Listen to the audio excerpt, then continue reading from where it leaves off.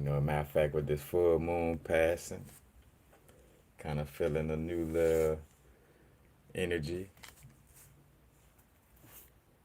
and kind of just getting to that space of, again, like not giving a fuck in the area of, you know, like doing videos, not being so calculated or overthinking about it.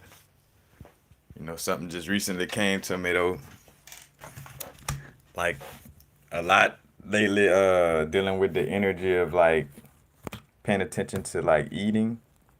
Wait, hold on, let's see. Oh, wait, hold on. Find something. Matter of fact, what's up, y'all? As I get all this straight.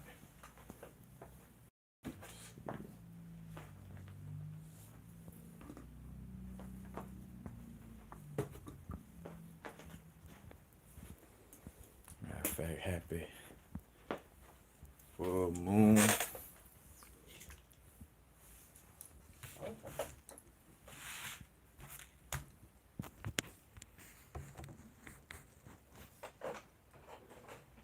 Word, word. But right now, matter of fact, what's up, everybody in here? Militia Hair, what's up?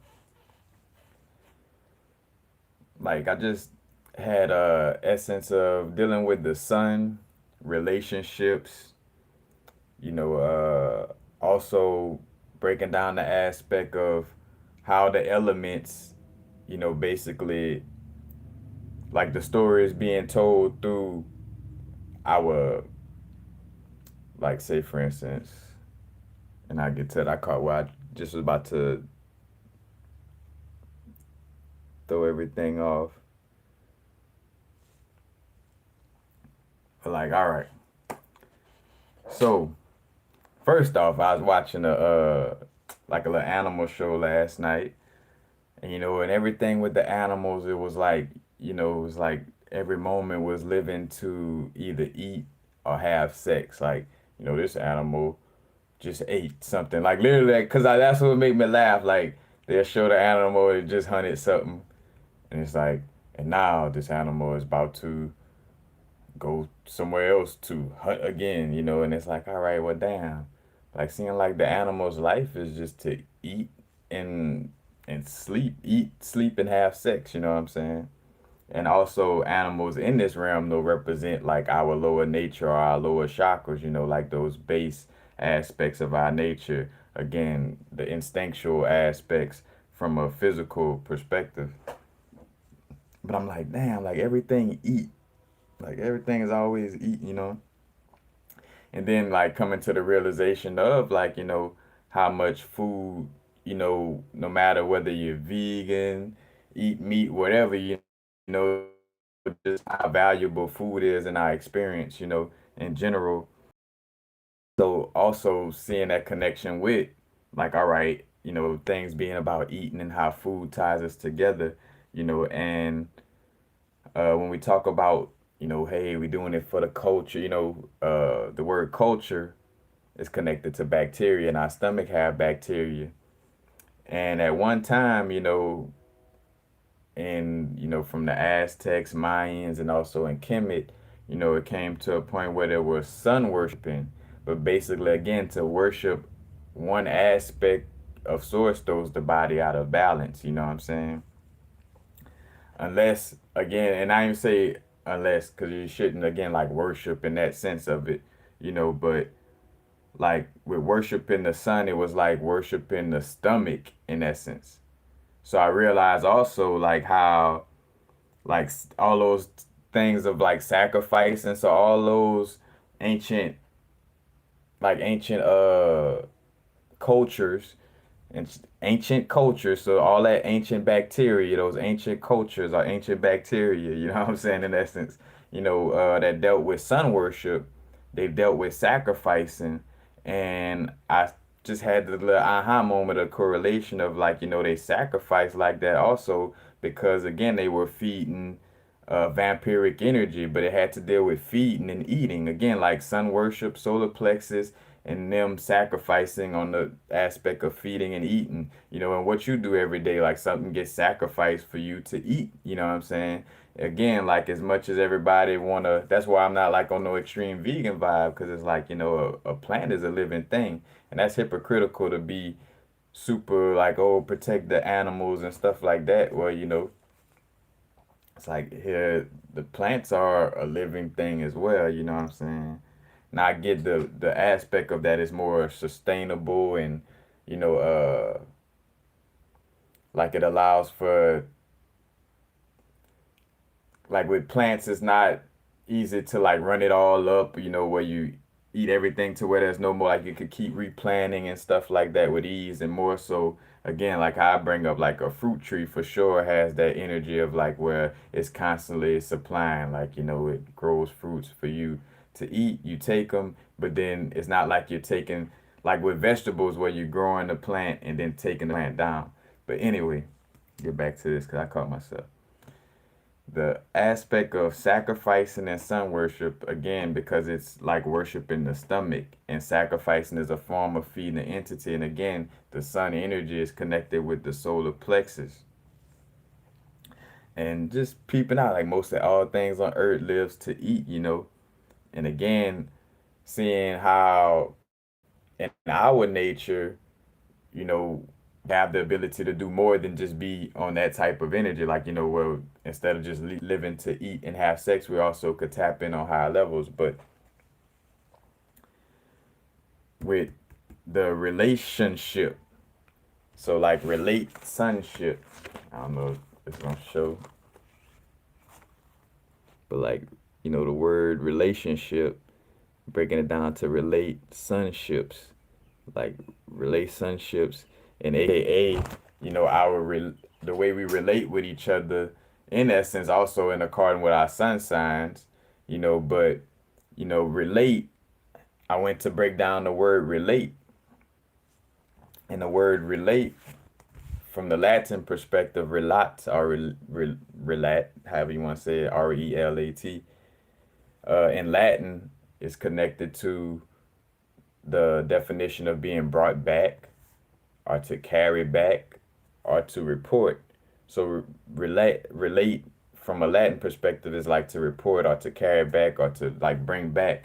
And I saw that connection in essence of like like bringing back data, like bringing back insight, and seeing that correlation of through our experiences, we're like source on a human experience, and through our experiences, through our actions, reactions, and responses, you know, that creates again certain changes, certain feedback, and certain data collection in essence. But seeing that correlation again, like word wise, relate sonship, and we talk about the zodiac signs. The zodiac signs is, one of the aspects of the zodiac sign we pay attention to the most is the sun sign. You know what I'm saying? But also in the relate sonship, you know, again, when we talking about relating to each other, you know what I'm saying, and like how I connect with this person or how I connect with that being, it has a lot to deal with, the zodiac energy. You know, it's like, oh, I'm a Capricorn sun, this and that moon, this and that ascending. So in essence, I will relate sunships, coming from in essence, relating our sunships are relating, again, like the energy or the angle of light of our sun sign, because that's another aspect. So, when we look at the word again in relationship, you got the word relate, and relate meaning, again, to like bring back, carry back, or to report. And also being aware with a lot of spiritual, with a lot of spiritual growth, or should I say a lot of information dealing with our spiritual growth. It always speaks to understand that, technically there are no mistakes, or to look at your mistakes as, as a data, uh, it's like a source of data, like you make a mistake, you gain data from that. It's like, oh, all right, when I moved my foot like that and I slipped, so I know next time to not do this or do that or do it this way. You know what I'm saying? So you receive data. And again, like the relate sonship is how we, you know, relating to each other from our angle of light, from our uh zodiac signs. And not just from a zodiac perspective, but again, just walking you down through my notes. So, the gathering of information or understanding through experiencing from different angles. You know what I'm saying? So, we gather information and understand things through experiences from different angles, from different perspectives. And you got energy, like again with the zodiac signs, they come down at different angles, you know, or like different angels, but again, like the the gathering of information or the gathering of data, comes from again, coming in those different perspectives. Oh, I got this perspective of the, Capricorn energy. And again, like Capricorn energy just is a representation of cardinal earth energy technically, and they just, gave it a name and an animal to it, you know what I'm saying? But which the name and the animal correlates with it as well. But again, it's an energetic expression and not so much, just the zodiac sign from that perspective. We talk about understanding through experiences from the different angles. So also you see the correlation of why King Solomon in the Bible, which is, from my inner gnosis, external, all my gnosis, wasn't necessarily a real historical figure, but actually a representation of a certain archetypical energy, you know what I'm saying? And the archetype, what he represented in essence, was the ability to fully understand, you know, all the different angles of this experience, aka all the different perspectives of the zodiac signs, you know what I'm saying? Because even with, looking at it's just like the tarot cards as well, like from the Fool to the World card, or from Aries to Pisces. Aries is like the first sign. So what is about me here for like again? Because what would you know when you really look at it for what it's worth, in the sense of like, well, all right, yeah, if you was the only one, you would operate like this, and then when there's more than just you, or you find out it's more than just you, then you operate more so like this, you know what I'm saying, like a Taurus, and then getting into the Gemini where you really have you know, the three or the two, more so the three energy, but in essence, from the perspective of like a dual nature, but that dual nature in essence creates the three automatically. But anyway, seeing again like how it tells a story, and then when you get by the time you get to Pisces, Pisces is like, look, I understand all these different aspects. That's why Pisces could be more understanding, more empathic because it's the last part to all. It understands the Aries, Taurus, this and that. And hence why it also was represented the Christ energy, with the fish and the seeing energy connected to the Christ energy and what some people call Jesus. So, with that being said, again, the angles and degrees of knowledge through the zodiac, so the 360 degrees, full circle, the full cipher, or Solomon's ring, you know. So, in essence, that's another aspect I'm seeing it speak to too. It's not so much just the magic. Like it is the magic comes into play from knowing ourselves, and it's what it all gets into is like understanding ourselves, and like your highest level of protection is integrity, and also through knowing yourself, because that's how you get that integrity, you know what I'm saying? But like the highest level of protection is knowing yourself to the fullest, and knowing that you are protected. It's only when we're not understanding ourselves is when we do stuff that ain't in alignment for us, which puts us in a space to seem like we're quote unquote unprotected. And I made that example before about like being in a certain area, you know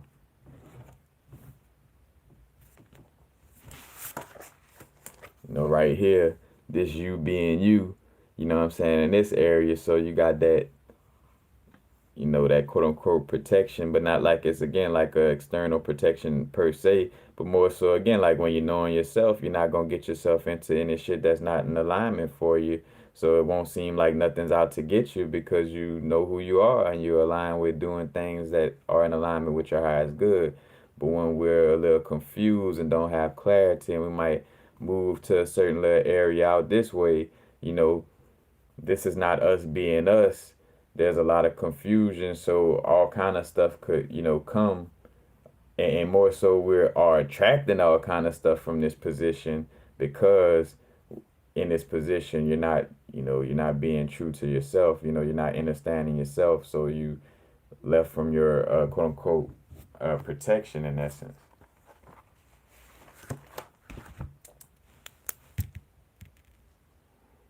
But this brings it again to the space of uh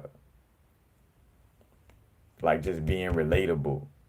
Like right now in essence, you know, understanding that our relationship and the first relationship is our relationship with ourselves and understanding ourselves, you know. So it's like that inner standing excuse me, that inner standing or that the aspect where we know ourselves to the fullest so we could line up with the people, places, and things, you know what I'm saying, that line up with us to the fullest. And excuse me, because I know I'm catching myself. As a matter of fact, what's up, Key? Straight Panther, J.A., Goddess Supreme, Sensei TV,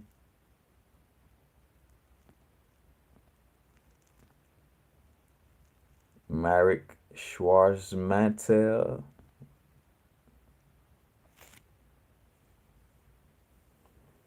So, again, getting back to this space, that's why we share zodiac signs, again, to be relatable or to relate sonships so we could get in a relationship, you know, and also with actually spelling out the word too, relate ionship. You know what I'm saying? We think about atoms, relating atoms. So literally you see that the science of relationships is also in the etymology of the word as well. So you see again like the mythological aspects within the simple expression of just the word again like relationship. And again, with understanding this stuff is like, how can this, help me? Well, through breaking this down, it adds more evidence for us to really understand, like, all right, this thing is about understanding myself. And again, like how I relate with myself, I said how I report to myself. Because again, relate in Latin is to report, to carry back or brought back. And also, in essence, like, like bringing back, insight or information. Because you know, the sun also represents light and enlightenment. You know what I'm saying? So again, seeing through the wordplay, through the etymology, it gives us a deeper understanding. And again, so through the etymology and word magic, we get a better understanding instead of word magic, creating confusion. You know what I'm saying? So, there's that aspect. But again, that's why oh, my sun sign is this and my moon sign is this. This is my ascendant, you know what I'm saying? Because we're, working on being relatable, relating sunships, you know what I'm saying? Because we have a certain perspective or have a certain astrological chart due to, our experiences, up until this moment, you know what I'm saying? Like, again, you probably had certain situation play out in another lifetime that caused you to, what I'm saying, want to have more of this type of perspective in this lifetime. Like, again, like you might have had too much of the Aries energy, and hence why with the North Node South Node aspect, it's like where it's like opposing energies. If you had the Libra energy prominent in the past lives and stuff like that, then it's time for you to tap into the Aries energy, the opposite. But again, that allows for you to have a different experience, aka make different mistakes, aka take in certain data, you know what I'm saying? And also like in essence, you kind of see like our relationship, our relationships, you know, like what I was understanding, like just like like from the aspect of like question like what is love or like what is relationships, like what makes you know me and a person really like feel like oh man like you know bro, like we 100, like what I'm saying? It's like, like and again, that's where the inner work comes in. Is not coming from a book. Like I have to look and read my experience and see, what I'm saying, as I'm catching this little understanding. I'm like, looking back at like relationships, of my now moment and of the past of like, all right, the ones that from the meeting and being in a relationship to the breaking away, because both will tell the story. Like, how did you feel after, y'all went separate ways? Did it feel like you lost somebody who you could really, really relate to? You know what I'm saying? AKA report back to our, in essence, report enlightenment to, relate, in, report sun, light, you know what I'm saying? And then again, in the ship, of course, is, like you're moving in the ship because you are like in a ship when you are in a relation with somebody, you know what I'm saying? When you're in a relate sun with somebody, y'all end up having like a ship together, as well, like a little vessel. Because you done been with some people too, where it's almost like where y'all connecting almost seem like an entity within itself in essence, you know what I'm saying? But again, it's the relating to ourselves and others, and realizing like that's one of the key aspects of what we're learning in this realm, you know what I'm saying? Again, like we're, the sunship uh coming down, or basically again like coming down these different angles, you know, bringing back data, you know what I'm saying? Through our mistakes, like gathering information and understanding through experiences from these different angles again. And so, and I don't, those of y'all who been watching my videos, y'all, again, I don't, that's why sometimes I don't be feeling like, I caught myself with that though. It's like, all right, if it's coming up again, like follow spirit is relevant, you know what I'm saying, to bring it up, but it's getting more evolved as I go, you know what I'm saying? Because again, I wasn't talking about relate sunships and relate ion ships, back in the past videos, but definitely always speaking on the aspect again of source on the human experience, gaining insight from different perspectives. And that's what I was going to bring up because I use that explanation when a lot of people bring up, babies transitioning, and I'm like, for one, a quote unquote baby is a baby bodysuit, but that soul, you don't know, quote unquote. And I don't even like using that terminology. But what we call old or new souls is more so what I feel, because again, something infinite cannot be old or new. You know what I'm saying? Like that doesn't make sense. It has to be one or the other. You know what I'm saying?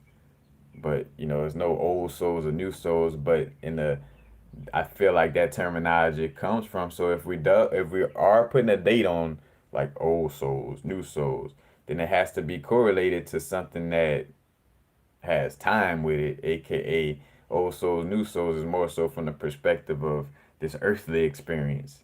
And the old soul more so is AKA a person that been around in this earthly plane for a minute, and a quote unquote new soul is a soul that hasn't been, constantly in earthly plane cycles like that. You know what I'm saying?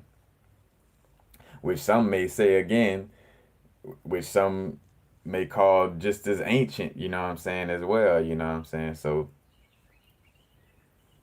but let me see. I don't went on that tangent,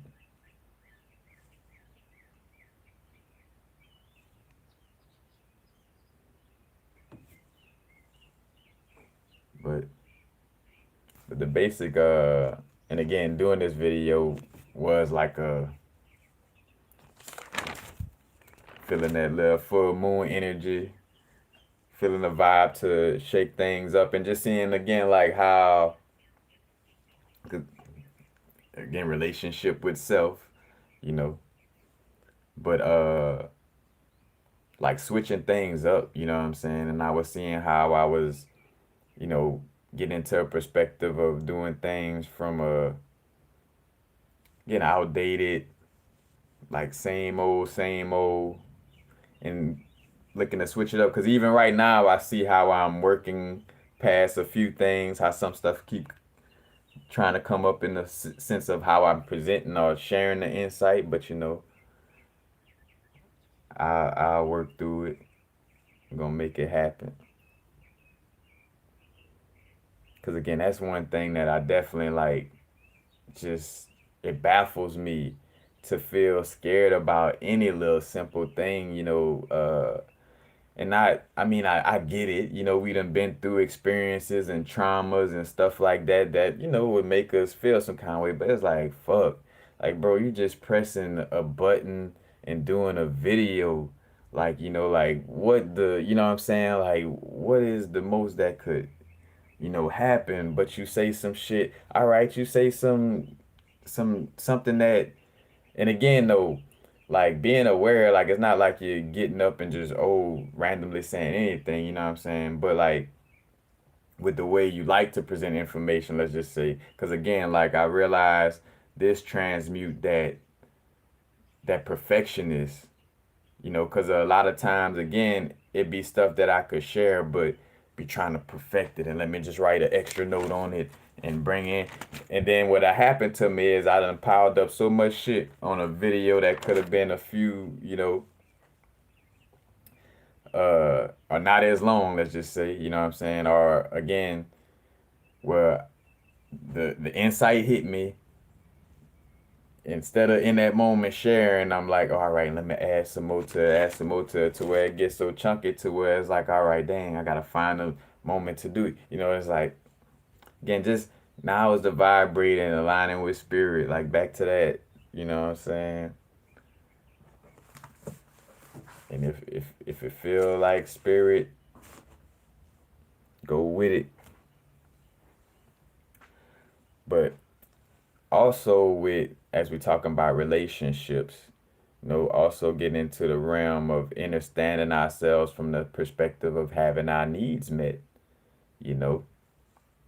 Because again, like if you got a certain, placement, like I just found out about my Uranus and Sagittarius placement, like our different placements are, again, they're just the different perspectives within us, excuse me, have needs that need to be met. And again, that's why relationships come from as well. Relationships, again, is how we relate with each other, and it's getting our needs met though. Like, because if you are a person who's, I was just about to think of some silly shit. I was like, if you a back scratcher and my back itching, I mean, but real talk, it's just a simple analogy. You know what I'm saying? And the simple analogy of it, that's how relationship is. Like your back itching, I'm good at scratching backs and feel like scratching backs. So we a match made in heaven because nobody is crossing any boundaries. I want my back to be scratched, and you're a great back scratcher. So bam, that connects. You know what I'm saying? And compared to like, well, I'm a back scratcher, you a back scratcher, so we looking at each other like, you know. And And as I say that, that wasn't caught something that kind of came up in it. Like that wasn't, to each his own on your sexual orientation. Of course, you know what I'm saying? But like it just came up the way, you know what I'm saying? But just from the perspective of cause it really, I ain't gonna lie, it's so genuine because I really wasn't trying to, you know what I'm saying? Like make it sound like it was something against, people that may have like, well, two people might have two back scratches or something like that. But long story short, get back into it. You know, again, like having our needs met. But I was saying, like with like saying for me having the Uranus and Sagittarius alignment, and also peeping out because I've been doing that, like looking at sidereal and Western, and seeing what things do correlate. You know what I'm saying? Because it's like I got a few placements that's the same in Western and in Vedic. Quote unquote. But it's like, all right, I realize I got, Uranus in Sagittarius. So that's the energy of not conforming to traditions. You know what I'm saying? That's the energy of constantly questioning spiritual and religious knowledge, or constantly questioning, the old ways of doing things or the popular way of doing things. You know what I'm saying? And by understanding myself and understanding that that's one of the ways I express myself, then, I need to have my needs met by aligning with that energy. Like my needs are met through me making sure I stay true to feeding, not say feeding, but pampering that energy, you know? Because again, like I'm grateful that I recently just studied this alignment for myself, because I'm like, damn, that makes a lot of sense. You know what I'm saying? Because again,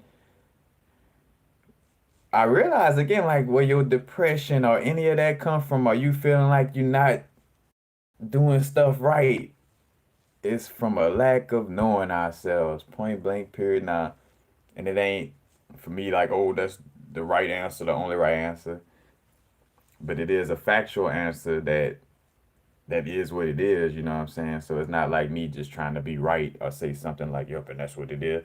Just more so like, nah, like the inner work reflects outwardly, like, again, like our lack of confidence, or why we don't know what we should be doing or who we should be connecting with, and all that is because you don't know who you really is, or don't fully know who you are, you know what I'm saying, as a being in this lifetime, and having to go through, again, uh whether you do this without any books or external forms, because I acknowledge that that could be a possibility. Some people just meditate all insight, you know, whether you read or research, however, but I was gonna say definitely checking out your natal chart, on the astrological aspect. And we're dealing with your natal chart or astrology in general, always being aware to not box yourself into what you're reading, but but to gain an understanding about yourself from what you're reading, and see what genuinely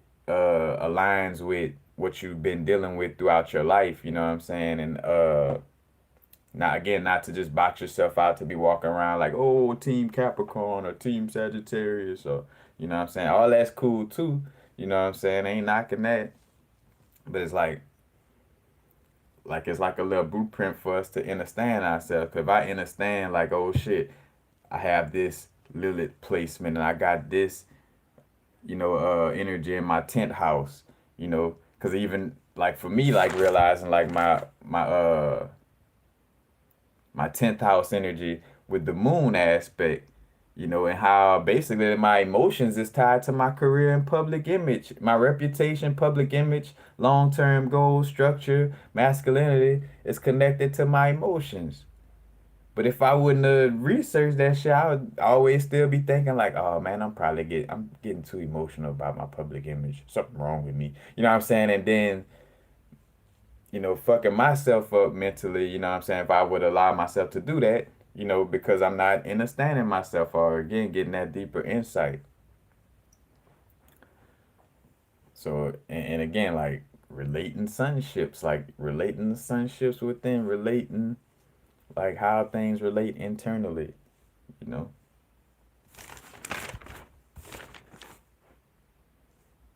Because also, what I wanted to share too is the explanation of the elements as well that I just realized through, again, I'm reading the Krishnamurti book. Where is it? Where is it? On relationships. And again, it just, like as it's speaking to letting go of certain thoughts and ideals, and I not too long ago was, tapping in with the Gnostic scriptures and seeing how, the explanation of the creation of the world of this world and how again like this world is like in essence a word, but matter of fact we're gonna go deeper into that perspective.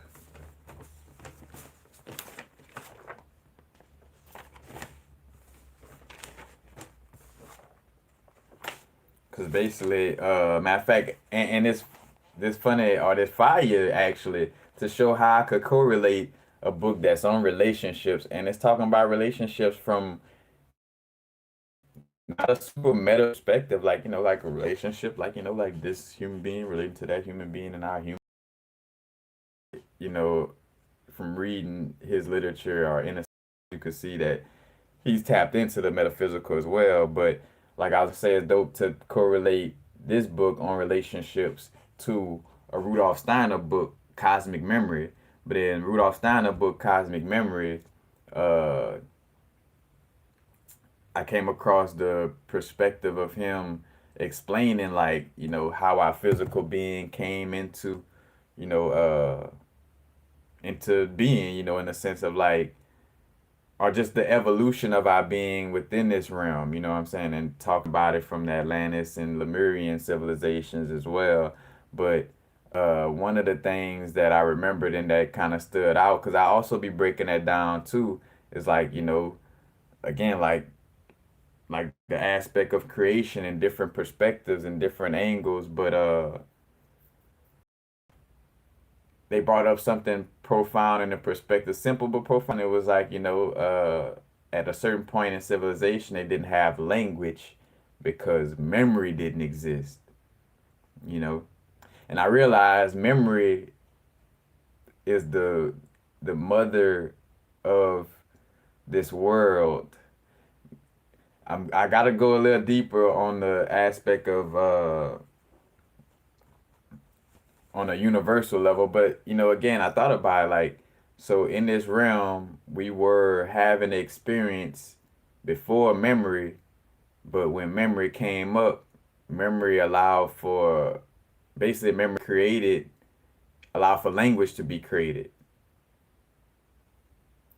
So it's like, oh, Mem, matter of fact, when we talk about, and that's not to get lost in the, like you a Hebrew or whatever, you know what I'm saying? Like, that's all like, again, like Hebrew language is like another programming language, you know what I'm saying? It's not necessarily end all be all. It has some sciences that, you know, for lack for better or for worse, whether some of the sciences were implemented to try to control to get people to just look at it this way or whatever, you know, at this point it is in our experience, so we have to understand in order to decode the experience. So it's not necessarily trying to be, you know, a Hebrew per se, as much as it's like understand, but like even the terminology, mem ori and mem from the Hebrew aspect, and then ori from the Yoruba, and ori is like a head or your crown, you know what I'm saying? And mem is like, matter of fact, root word to memory, but also it's connected to water. So mem deals with water and understanding that again, like we're in different levels of water, you know what I'm saying? In our experiences, different levels of water, because even this oxygen or our atmosphere where it's at right now, it's kind of in essence a level of like, water in essence, and then you go into the actual, H2O water, and then they done discovered that there seems like there's a water underneath the ocean, you know what I'm saying? Like that's separate from the water, you know what I'm saying? That's up here. And said to have water, with the firmament and water, surrounding earth, you know what I'm saying, as well. So you see how again the mem aspect comes up, but realize that memory, aka water, so you also see like the elements, like the story of the elements, like memory or water gave birth to words and languages, you know. So again, uh and they talked about that in the Rudolf Steiner book, Cosmic Memory, where it's like, all right, once memory came along, then you could have language. Because think about it. How could I ever speak if I don't remember the alphabet? Like, I got to remember alphabets, you know what I'm saying? And remember that I left stands for ox. Got to remember that mem stands for what. You got to, you got to remember, you know what I'm saying? You got to have memory in order to have a language. So it's also again like with this insight, seeing, again like how the world is built through these different little perspectives. Because also, as we talking about angles and different perspectives, I had like a little simple download came to me off of the strength of like being in a lawn chair. But I thought about like, like how, so say for instance, everybody in the world like only knows of standing up, like, like chairs aren't created yet. Like all we know is standing up. And again, it's like the previous conditions spark the creations in the now moment to create some type of future aspect as well. So again, like everybody's standing up, standing like again, there's no such thing as chairs, but then, you know, how they kind of gets this little spark of light to like create a chair. you know Now even with the creation of the chair, like first the idea even sparking, you know what I'm saying, that thought or that God, because again we can get back into that. But uh that thought comes in, and then with the actual experience of building that chair, that's a new experience within that realm. Remember, nobody ever made no chairs or know about no chairs. All everybody know is standing up, you know what I'm saying. So when this chair get built and come around and a person sits in it, the moment they sit in that chair, that creates a new experience in that reality. That creates new, you know, new emotions, new perspectives, literally a new angle. Cause I even drew the little angle sign like as if it was like a little lawn chair, but literally it's a new perspective from this angle. So it's a whole new world that's created, like there's new worlds that's created in that moment that chair is created. Relaxation is created, you know what I'm saying, in that moment, when relaxation never existed, you know what I'm saying, before, but it gives a whole new perspective and a whole new experience. Because again, sitting down compared to standing up created, that there was a emotion that came with that. You know what I'm saying? And matter of fact, and correlating all of that, you know what I'm saying? Like where you have experience, you know what I'm saying? You have a emotion of that experience, and then later, that's when the thoughts come in. Or should I say like in the explanation of dealing with uh hold on, I don't wanna, but like with trauma and the aspect of creating, but basically like following the lines of creation through the simplistic aspect of like where your thought, like following the creation of thought, memory, and actions and all that, like one created the other, which created the other, you know what I'm saying? But I had a little sheet right here to correlate it more quickly. But anyway, bringing it back to the memory aspect. So again, water or memory, but AKA is saying like in essence water as well. Water gave birth to words, AKA water gave birth to air. That's also what that's being said as well. That water gave birth to air. And in Greek mythology, what I'm saying, or as Rome, Greek probably use a different name, but I say Rome because Rome used the planets for names of certain gods. But Uranus or Uranus was like the air god, and it would seem like as if it was the first god. And I said, at first was the word, and the word was God. Well, no, at first was the word, and the word probably was a God, but not the God. You know what I'm saying? Like, at first was the word, because again, that word or that world, and again, tapping in with the Gnostic scriptures that kind of explain this.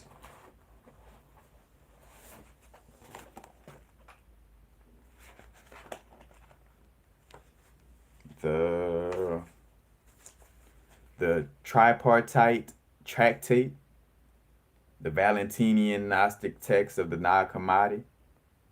But that's a little area again of the Gnostic scripture that talks about the youngest aeon creating the world, the word and the world. You know what I'm saying?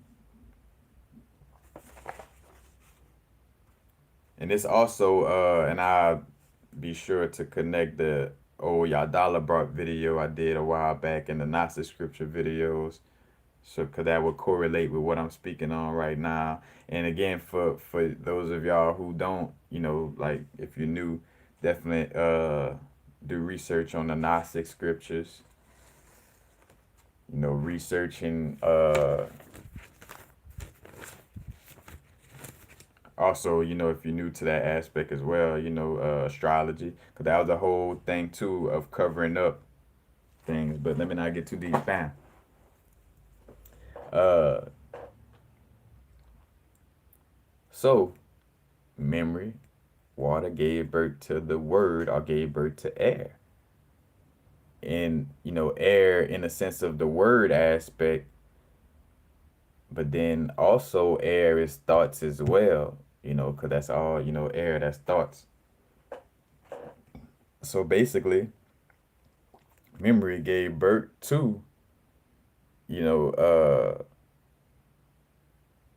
wait, let's see, hold on.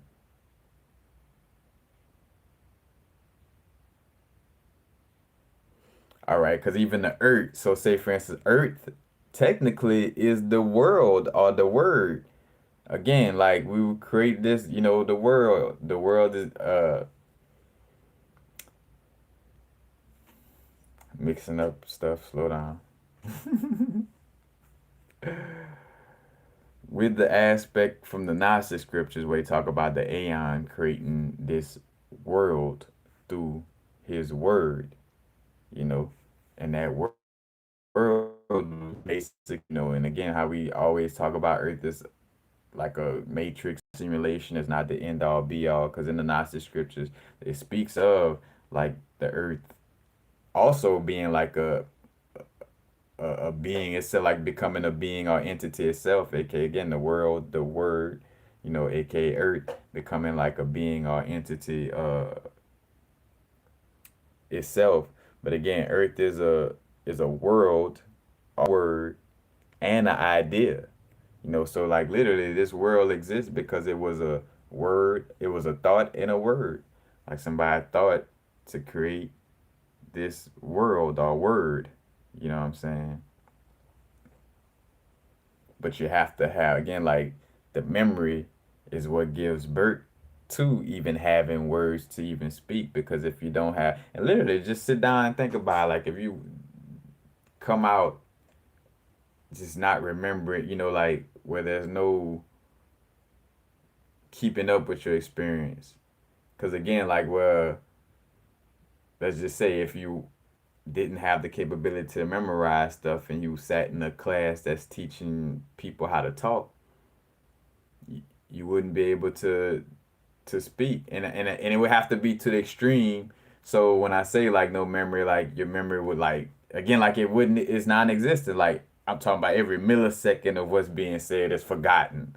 Like so again, so even though the teacher's like this is A and A stand like even if it was taught like that again, it's like if you don't have no capabilities, like I'm forgetting and not able to even pick up on none of this as you said. You know what I'm saying? So therefore I wouldn't be able to speak. And again, like you see how the correlations, because also memory, and being connected to the water is also connected to the divine feminine aspect. And why, again, like the divine feminine aspect, uh, perspective of, being more ancient or primordial, you know what I'm saying, in essence, is one of the aspects is due to this little breakdown of what I'm speaking of, again, like or water or the memory, creating the world and it being an idea. And also, again, Earth is the child of air, and it speaks of that, I think, in the Roman mythology. You know what I'm saying? Where Uranus, aka air, is the parent of Earth. And I don't know, or Gaia. It may be called Gaia and that's where you get the little Gaia name from, but it may be called Gaia in Roman mythology, you know what I'm saying? But again, seeing a correlation.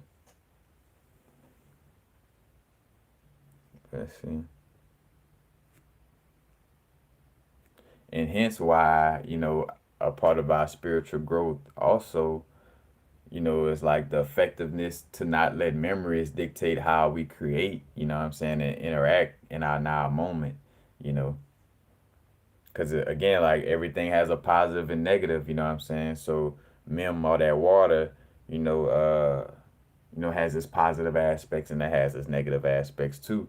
And one of the negative aspects to the or the water or the memory is holding on to traumatic experiences, you know, in a manner that, disrupts, the change or growth in the now moment, you know what I'm saying?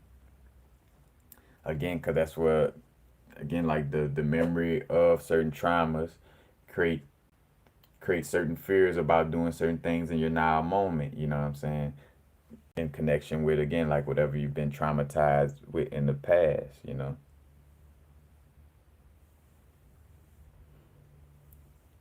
again just as I'm talking, uh the perspective or what is this conversation like, what does this conversation do for us? Again, like the solution is to understand ourselves, more so understand how all this insight is connected. So what I'm doing, like just again sharing and showing how all these different things are connected, and again bringing about the solution to, matter of fact, to see the importance of doing the inner work. I think that's what, one of the aspects of, you know what I'm sharing right now.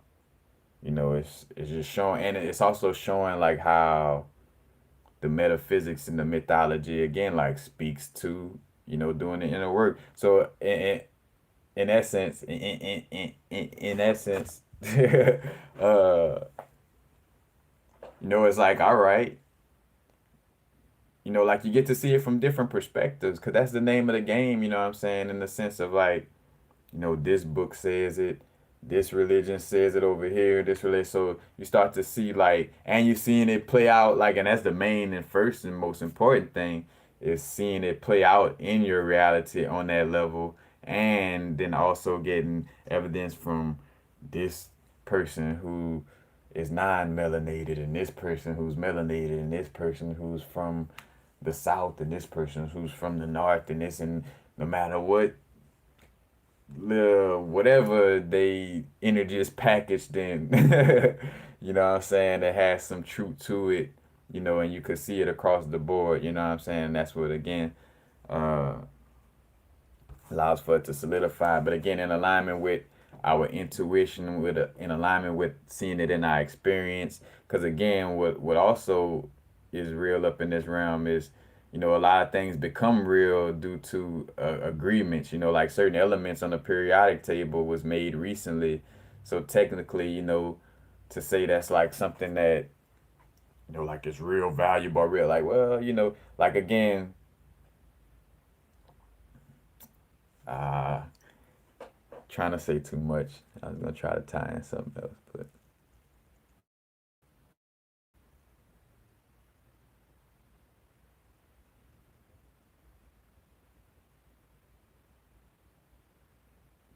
nobody said anything about thoughts create memory. Your thought cannot create a memory. Just think about it. But no, we're not trying to get lost in our mind on no other shit, you know what I'm saying? But literally, like, question that, like, see how a thought can't create no memory? Like, a memory is actually like remembering something. How can a thought create that? Sit with it. Do your internal homework and see if you come up with a scenario where memory is actually created by a thought. A, f- a false memory, something that could be said to be a memory, and that goes back to it goes to the mind control MK Ultra aspect that I've spoken on as well. Like now, somebody could use a thought and try to implant it on some Inception mind control shit. You know what I'm saying? As a memory, that's possible. In essence. But as far as like again, like a thought creating a memory, like it's like my how could my thought, like what is that? And I'm looking at doing it right now, and it's like, my memory is my memory. Like, me being a little kid or whatever, it's not created by my thought right now. You know what I'm saying? Because even again, like, and that goes deeper into that perspective, and you just kind of gave me a like a little insight with the memory perspective. One could possibly say, but if all is mine, you know what I'm saying, and we talk about all being the universal law of everything being mental. You know what I'm saying? Everything is mental. Everything is on a mind level. So one could say, well, maybe, memory itself is an idea or a thought. You know what I'm saying? And again, like I would go back to the Rudolf Steiner book and just looking at it from my own experience of like again like a thought is not creating a memory. And again, like up until it wasn't like somebody thought of like, hey, I thought of a great idea, let's start holding on to our information and call it memories. You know what I'm saying? Like now that would be in essence like thought creating memory. you know it's like, all right, and from this moment on, we're gonna start remembering things, you know what I'm saying, like that. But just from looking at it and how it plays out, again, like I'm not creating the memories of what I experienced in my past. Like my thoughts right now cannot create my memories of the past. They're already there.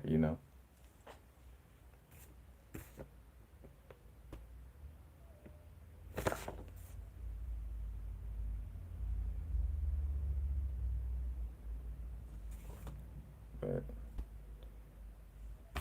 and that's what I want to get back to also with this insight, with relationships and having our needs met. So bringing it back to the relationships and having our needs met, you know, like understanding pleasures and desires. Because one of the things, again, like, because part of having our needs met is in connection with our pleasures and desires. And one of the things that you know messes that up in that sense, for one, is like when we treat our like we try to push our desires to the side. And it's not that we're pushing our desires to the side as much as we're pushing the ones to the side that society say is bad. or that we're taught is not good or not, you know what I'm saying, a valuable desire. So you push it to the side because, again, remembering that desire will always exist. Because even if you don't want a desire, that's a desire within itself. Desiring to have no desires is desire. So once you realize that, it's like, all right, there's no way around having some type of desire. So it's like understanding understanding yourself so you understand what that is and how that need could be met healthily without manipulating yourself or others. Because again, manipulation starts with yourself. It starts with you lying to yourself or being in denial about certain truths or facts that's coming up about yourself. And then by you denying it, and then you go out into the realm, so you're going to attract, you know, the experiences where desires or certain aspects are in denial or not, not being recognized on that level. And again, that would create, manipulative relationships. You know what I'm saying? But again, desires will exist regardless, and even pleasure will exist regardless, And understanding within this realm, that pain and pleasure is like, again, like the equal opposite, you know what I'm saying? Like they're polarities, but two sides of the one coin. One cannot exist, you know. And again, basically just understanding that, we're not meant to live without pleasure, and we're not meant to overindulge either. Like with any and everything, it's about balance and moderation, and placing things in the right, in the right place. Because speaking of relationships with self, like one example I could give of what I realized, like a relationship with self or relating and understanding myself, was like my relationship with exercising. You know, I realized like for me it's a little different. Like, and understanding like what mental health is, or what like health is. Health is you doing whatever makes you feel in your, like whatever makes you feel good, you know what I'm saying? Cuz I realize like certain things may make you feel good, but it's not a part of the social or majority norm, you know what I'm saying? But like for me, I thought about the example of like, so with exercising, like for one, knowing thyself, I see that my metabolism is high, so I don't have to like, always be in the gym to stay quote unquote fit, you know what I'm saying? So seeing that, like, and thinking about how, well, hey, I chose my bodysuit, you know what I'm saying? I chose my parents chose my bodysuit, and if I got a bodysuit that's able to have a metabolism like this, then that must mean that I don't have to focus on exercising a lot. No coincidence that I don't like to exercise. Like, be real with you, like, I feel like if I was to exercise over like 2 hours or something, or like just like long periods every day, like I would be feeling like I would probably develop a form of depression because, in a sense, for me, again, this is a me perspective, because I'm gonna feel like, damn, I could have been writing, I could have been drawing, I could have been doing some music, I could have been, you know what I'm saying, uh, presenting some insight. I could have been doing like, it's all kind of other stuff, that I value on levels more than exercise, and again, like I do, uh, cause I realize all you need is the minimum. Like everything else is for the extra. Like, all right, I'm trying to like jump and be able to do all this, and cause even with that, you know what I'm saying, like being able to protect yourself, I realize like, man, source got me. Like whether I know the deepest karates or not, like if I needed to defend myself, my energy or whatever, the right punch or the right kick with the right strength in the right moment come through. You know what I'm saying? As far as I'm concerned. And again, also realizing uh with a lot of that stuff too. not so much the exercise perspective, because exercise does, again, like exercise does have a healthiness to it, but again, it's like your relationship with it. How do you relate to exercise, and how it's best for you and your experience and what you got going in your moment to moment. You know what I'm saying? It may be different. Don't, again, like, you see so and so who may be a person who, again, like, got a lot of insight that you value, and they like exercise, like they fucking get it in, you know what I'm saying? And then you try to be like them, and then you kind of get frustrated, you know what I'm saying? You're seeing like things just not being balanced.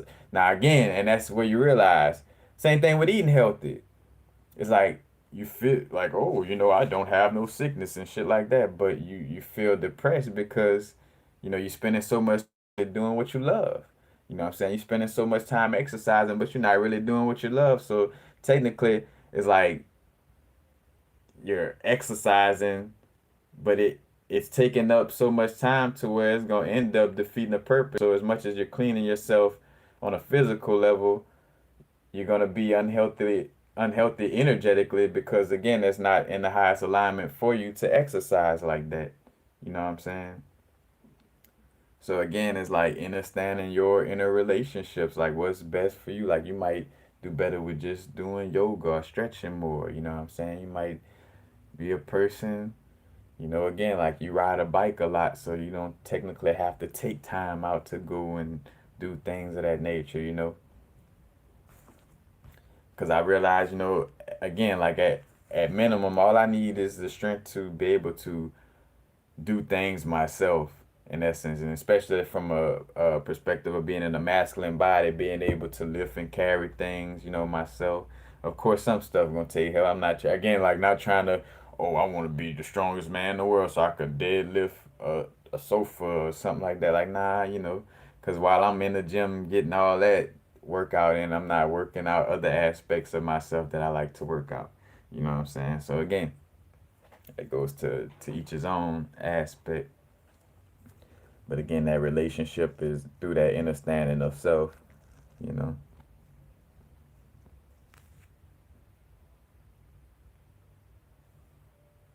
But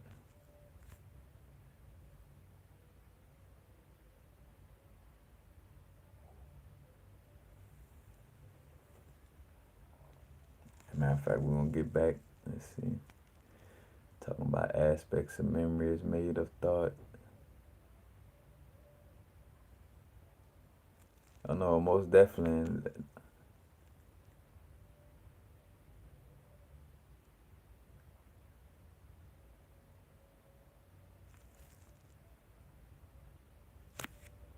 And I feel like, in essence, memory also has to be, in essence, tied to emotion, because we have a certain experience.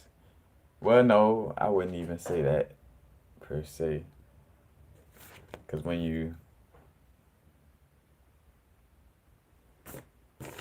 I feel like I just had something in my notes about that too.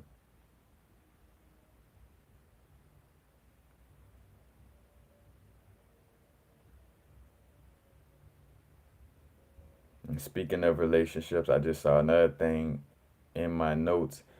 Also, understand and balance relationship of the elements in our body, like making sure the fire, earth, water, and air and ether is, balanced in our experience in a manner that, again, that's uh, in alignment for your highest good and your unique alignment.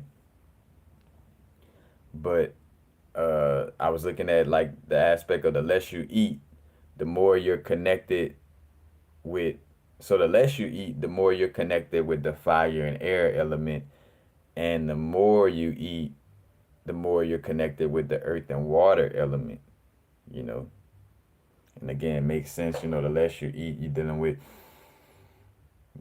the breath a lot more, dealing with that fire, that spirit. You know what I'm saying? Because that breath charge up that fire, again, like as above so below, as within so without. You know what I'm saying? Like our breathing charges up that inner fire.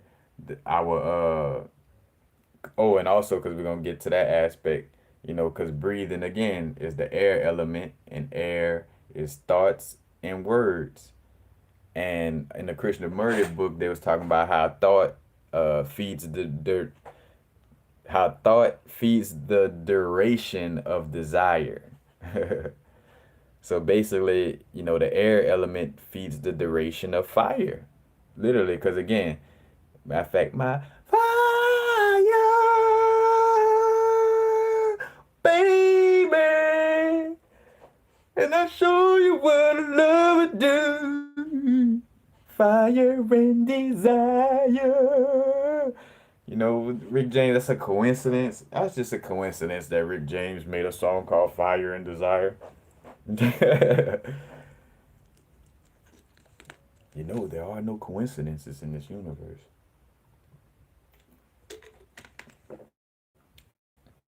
But again, seeing that correlation of the fire and air. So also with our inner relationship, if I'm trying to tap into the fire and air elements more, my solution would be to eat less. If I'm trying to tap into the earth and water elements a little more, I would make sure I'm, eating a little more, like being grounded, aka, like the earth energy. But again, that all going back to inner relationship and understanding ourselves and what's best for us, as we move in this lifetime. But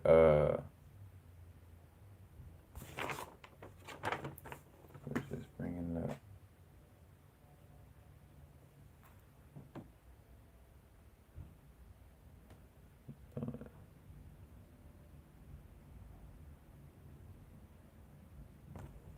Right, because I was trying to track like the aspect of like, like you have a certain thought.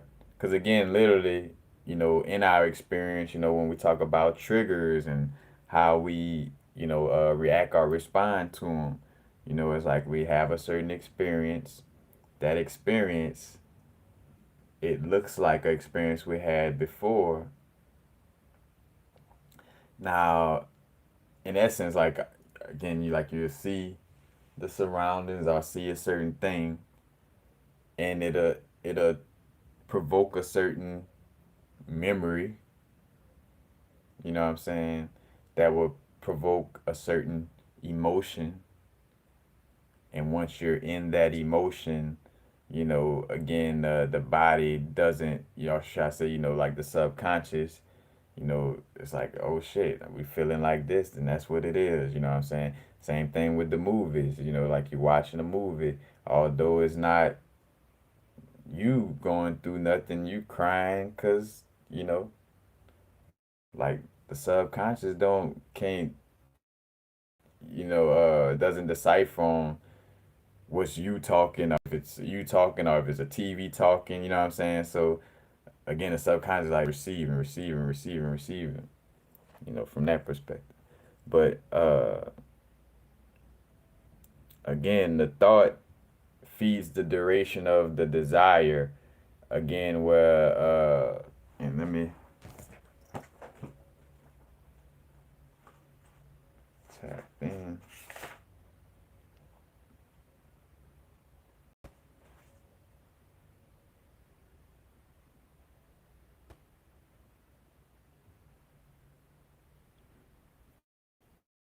I tried. Let's see.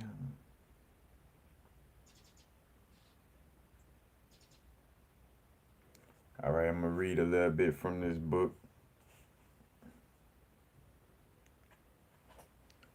But it speaks about, it's like the we're going to examine what gives desire the power, the strength. What gives desire the power and the strength to make it last?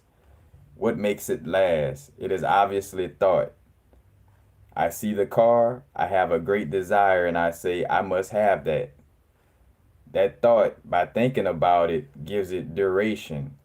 The duration comes because of the pleasure I derive from the thought of that desire. So basically, the duration comes from, so how duration, aka how long it lasts, is because of the pleasure. So I, again, like have this thought about something that's, pleasurable. And again, from that thought, let's see. All right, I'll simply put, yeah, like the duration of your desire has to deal with like the pleasure of it and how long you're thinking about it. But like say for instance, giving more examples, I see a beautiful house, architecturally and functionally excellent, and there is a desire. So again, like I see a house, there's a desire, like to want to live in that house. Then the thought comes in and says, I wish I had that house. Then I struggle. The whole problem begins. I cannot have it because I am a poor man, or therefore it gives me frustration and I hate. And so the whole thing begins. So again, like showing like, all right, you got the regular desire, but it's the thought that come in, and it could either be a positive thought or a negative thought. You know what I'm saying? Like a thought like of being able to, attain it, or the thought of like, oh man, I won't be able to attain it, stuff like that. And that's what creates like again like that uh unhealthy energy, or like that lower vibrational energy in connection with our desires. But again, like it has to deal with our thought being connected to the desire, and what type of thought is, attaching to the desire. So the moment thought as a pleasure interferes with desire, the problem arises. So the moment that thought, like a thought in our mind, uh, as pleasure. So the moment thought as pleasure. So again, like the thought of having that house is pleasurable. Like, oh man, you know, like it gives you that. But the moment that thought as a pleasure comes in, it interferes with desire, and the problem arises. So the moment thought, which is based on pleasure, interferes with desire, then the problem of conflict, frustration, and the battle begins. So if the mind can understand the whole structure of desire and the structure of thought, then it will know how to deal with desire. And again, that is as long as thought does not interfere with desire, desire comes to an end. You understand? Look, I see a beautiful house and I can see that it is lovely. What is wrong with that? The house has nice proportions and it is clean.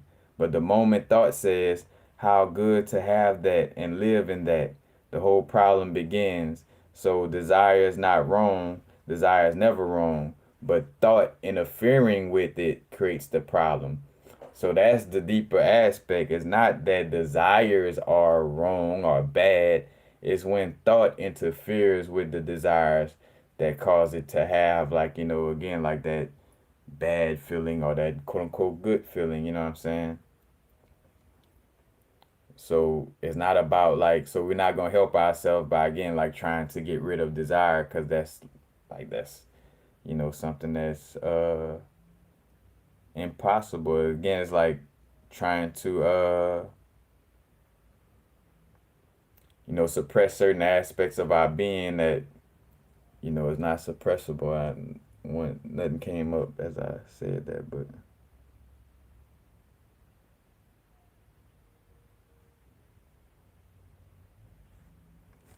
so thought are again like air. Air feeds the duration of the fire. Thought feeds the duration of desire. So one could again, and what I'm doing right here is showing the correlation. So here it is in the Krishnamurti book, on relationships. You know, the perspective of thoughts and desires is in alignment with the way air and fire actually do correlate with each other on a physical level. And seeing again like everything manifested is a story of some, energetic expression, you know what I'm saying? Like, so the fact that air, enlightens that fire, you know what I'm saying? Like, again, that's saying like literally like the thought, because what that's another thing like with people, with oxygen tanks, which I mean, air is more than just oxygen, but when you think about that, like, with people, if you ever heard that people smoking cigarettes around the oxygen tanks, and I'm from, you know, in the South, a lot of old schools, and not probably not in the South, but just a lot of people, they like, they like, fuck it, they got their little oxygen, getting their little oxygen and smoking a joke. Can't judge, how many of us do breath work and we're gonna smoke our cannabis. You know what I'm saying? But in a joking sense though, but it's dangerous though with the oxygen tank in the sense of like, again, that oxygen, excites that fire. You know what I'm saying? So what could be a spark at the end of a cigarette could turn into an explosion, due to how much air is implemented. You know what I'm saying? And again, like depending on how much air is implemented into our fire, you know, is determines how much that fire will burn, or how much we're in our emotions. Because if we're super emotional, that blocks your desires. What is emotions? Emotions is tied to the water energy. If it's too much water, the fire you're not gonna be able to burn. Like and too much water, aka super depressed, or what I'm saying, like what it's just like, oh, like it's just emotions and water on top, like you just flood, like inside your body energetically is like a flood. You know what I'm saying? Like it's nothing but just water balls everywhere. You know what I'm saying? Little water worlds. You know, it's gonna be hard for fire to exist in that world, in your inner world with all that emotion, or all that water aspect drowning out the fire, you know.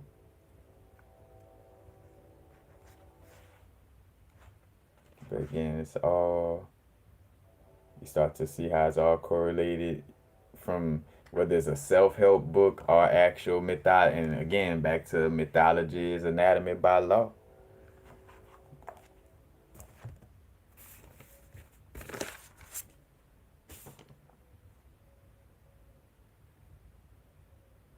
But again, like with relationships, it's how we relate with ourselves, first and foremost. Because again, relate in Latin is to bring back, to carry back, or to report. You know what I'm saying? So we reporting, we going through these different experiences, and it allows for us to get a certain level of, again, light or sun. You know what I'm saying? Enlightenment, sunlight. So again, like relate, sonship. You know how we relate or report our data inside, aka data being also looked at. Like, and I saw that in a meme. Somebody was like, start looking at your mistakes as a form of, taking in data and gathering information. So, again, that also as an alchemy, like that's alchemist work right there. Like, matter of fact, that's alchemy right there in that sense. It's like I'm gonna turn the lead, like the word mistakes and the energy of lead that's attached to it. I'm gonna take the word mistakes and turn it into a gold, something golden.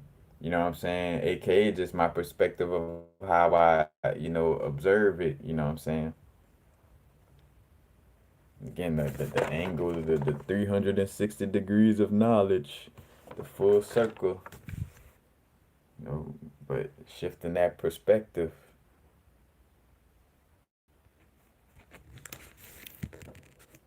And again, like all the little insights in books, are, things talking about, we're in this earthly plane having an experience, you know, the universe is expanding through your experience in this realm, you know what I'm saying?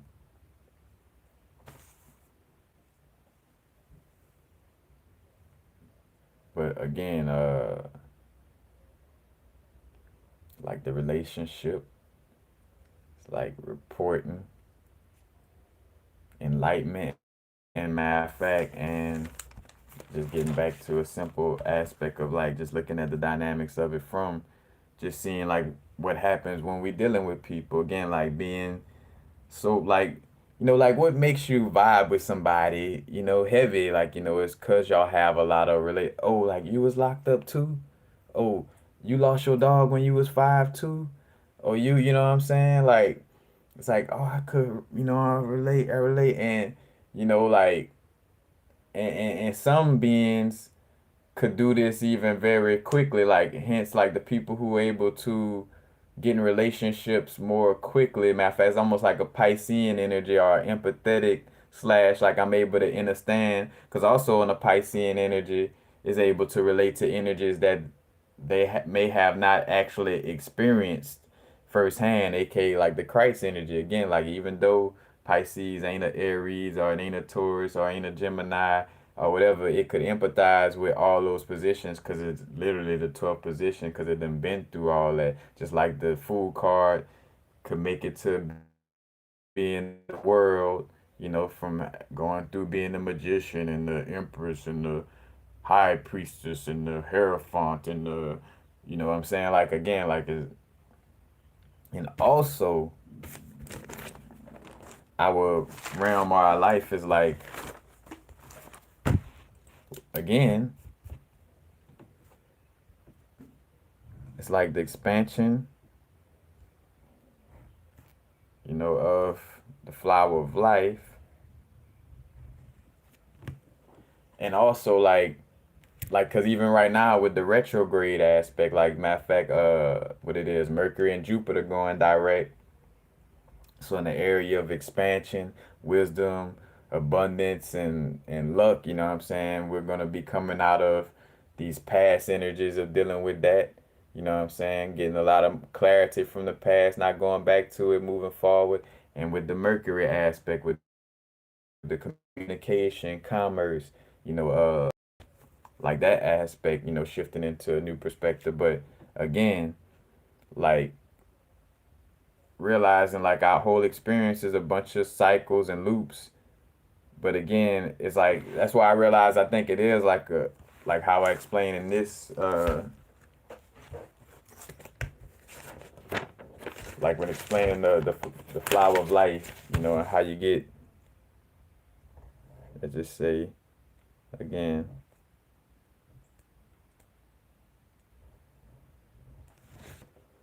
like this, and I just do three, it's not the whole flower of life, just part of the process again. Got the middle circle, goes right here, expands, and then goes right here and expand. But again, this is from a 2D perspective, I guess, or 1D perspective, or just to say from a, a view from above. But I feel like again, this same motion is more so like either upward or downward, but like, on top of each other. So not necessarily like, oh, to one side. It's more so like not only is moving, you know, like directionally from like, uh side to side, but it's also moving upward or downward, you know, and that would allow for a different experience. Hence why, like, cause literally that'll show like, all right,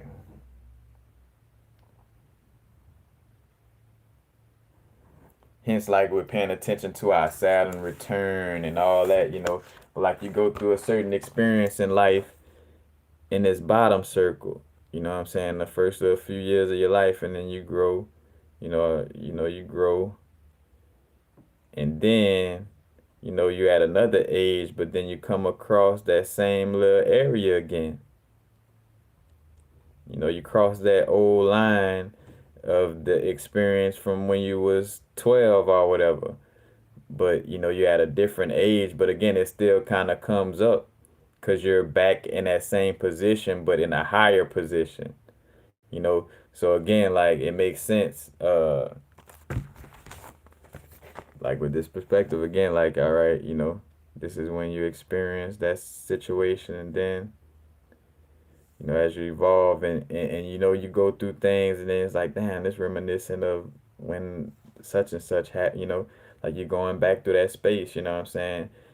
And somewhat like a retrograde energy as well, and then you cycle, and then you cycle up to another little. And what happens though when we're stagnant is we're just staying in this one circle right here. and not able to, move to another spot and gain a, reflect on this past spot because we still can't reflect on this as a past spot if we're still in it, you know what I'm saying? So again, like that represents, staying in a cycle or, a stagnant energy per se. And then as you spiral up, and then also picturing too, like literally, like as you're going up, let's just say, and now you're able to back, oh shit, look, because I wasn't able to see this before, but look at when I was 13 and I had sex with so and so, that actually was experience that da da da this and that. Like, man, I'm great. I'm glad I'm able to peep that out, that I didn't let, you know what I'm saying? And you get right, and as you again, like you getting to see from a bird's eye view, your past decisions, and again, like and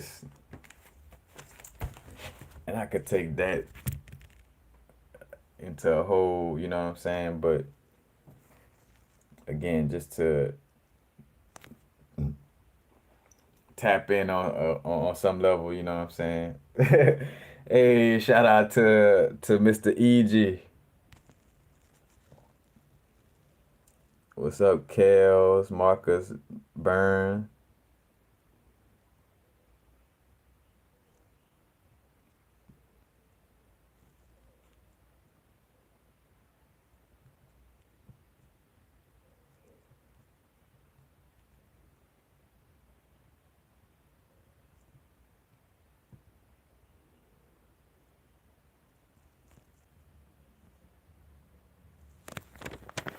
But again, and that's what like also like some of us I call the terminology like again like crossing one of my old lines, you know what I'm saying? Cause like in drawing this, again like you let's say you draw this line right here, bam, then you come right here, and so as you start to draw this circle, this is all new, but oh, I'm crossing one of my old lines. Oop, and I'm crossing back through the center of that old line. Oh, crossing another old line, and then like bam, now it's new territory, or back to the, like experiencing the aspects that are completely, you know, for lack of a better word, new to our experience. And then move into this area, and it's like bam, you know, got all this new perspective, bam. And again, this little perspective here is allowed because of crossing these old lines. Like, oh, I remember that experience and da, da, da. Bam. And that's what happens too, like on the astrological level of let's say, you know, uh more so with the outer planets because they have like that stronger vibe to them because they stay in a certain area for a long time. But like uh let's just say, again, like Jupiter moves every 12 years, let's say. And I talked about that. So like when you're when you're 12, you have certain experiences when you're 12.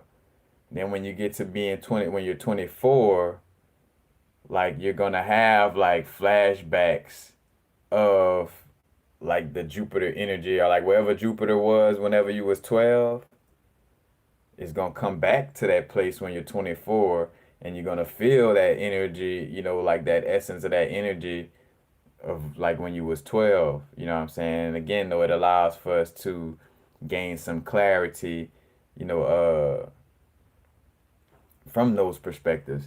Same thing with the Saturn return. Now, Saturn takes like 28 and a half years to 30 years, I just say, to fully transit through all houses to get back to where it was at when you first came into this realm, you know what I'm saying?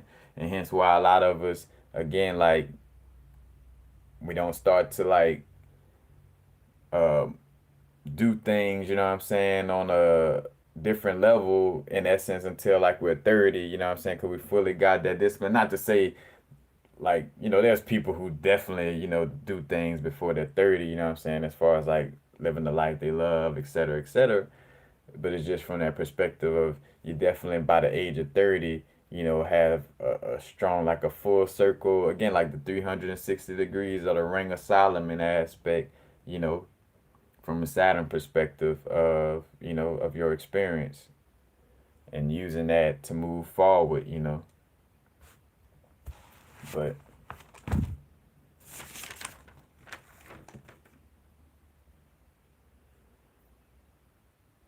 and again, it's all going back to with the relationships and the relate sonship, how our sonships relate. And again, the root word to relate are the root aspect, the Latin root of relat means, brought back or to carry back or to report. You know what I'm saying? Like to bring back or report information, insight, data, you know, because that's how I relate to so and so because of the data, aka the mistakes I've made in my realm. It, you know, it that data aligns with the report or the data from, so and so, you know what I'm saying, who had similar experiences. And again, this doesn't mean that we only connect with people who in essence are just like us, like basically like well in essence that would defeat the purpose where you basically like with a twin where it's almost like being with yourself where technically it's like, it's not really a new relationship or experience in that sense because with a exact reflection to that extent, but again, being so relatable, is how we connect, you know what I'm saying? Like, and think about all your experiences, especially like if, separating with somebody, made you cry, in essence. And again, though, in some cases, it could have been some old unhealthy ass shit. So let me say that first and foremost, this ain't the automatic, like, oh, if you cried because you and a person ain't together no more, then that's like, nah, it's different levels to it. But a part of that aspect of, the sorrow from, breaking out of certain relationships is the feeling of like, dang, I'm leaving behind somebody that's, very relatable, you know what I'm saying? And it kind of, again, it's like that that energy of like the soulmates are just, those of us who recognize each other as like soul fam and stuff like that. Where again, it's just a relatable. Like we could relate to being so different that we can't, connect with certain people. Let's just say, you know what I'm saying? Like, so that again, that's how we quote unquote relate. So that same, riding that same light ship, you know, because we relate or aka report or carry back or brought back some of the same information, aka data, aka mistakes, aka, experiences, and you're having mistakes while you're experiencing, you know what I'm saying? Like, bam, bringing it in like that.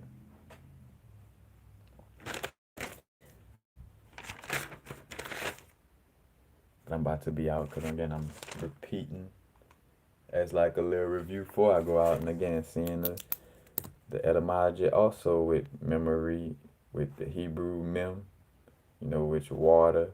Matter of fact, technically memory from this perspective is like waterhead. You know what I'm saying? Waterhead or water crown, you know what I'm saying? Got a water crown, waterhead. And also just correlate, and I didn't get deep into it, but I did see the Brethren Seven Bomar bringing up something about the rainbows And I not too long ago brought up about again like the rainbow and not throwing the baby out with the bath water. You know. Let me see. Is it this tablet? It's probably that tablet that's up there. But like also like with the rainbow bridge from different realms, you know what I'm saying? Like being able to uh tap into the bridge between the physical realm and the spiritual realm. You know, and that's brought up on that's on Thor, you know. That's in my other tab. That's in a matter of fact, cause I'm about to get the picture of like the little diagram of the tree. What it is, Yggdrasil, Yggdrasil, Yggdrasil.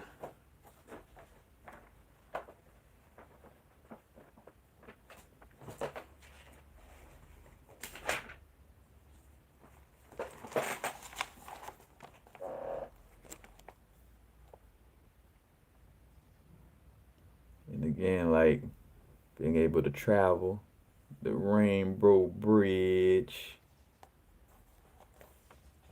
the different realms, and in the mythology, it's spoken of like and I probably wrote it down here. Yeah, only gods and heroes can ride the on Bifrost, or you know, or go through that portal from the physical to and also that kind of speaks to let me say gods.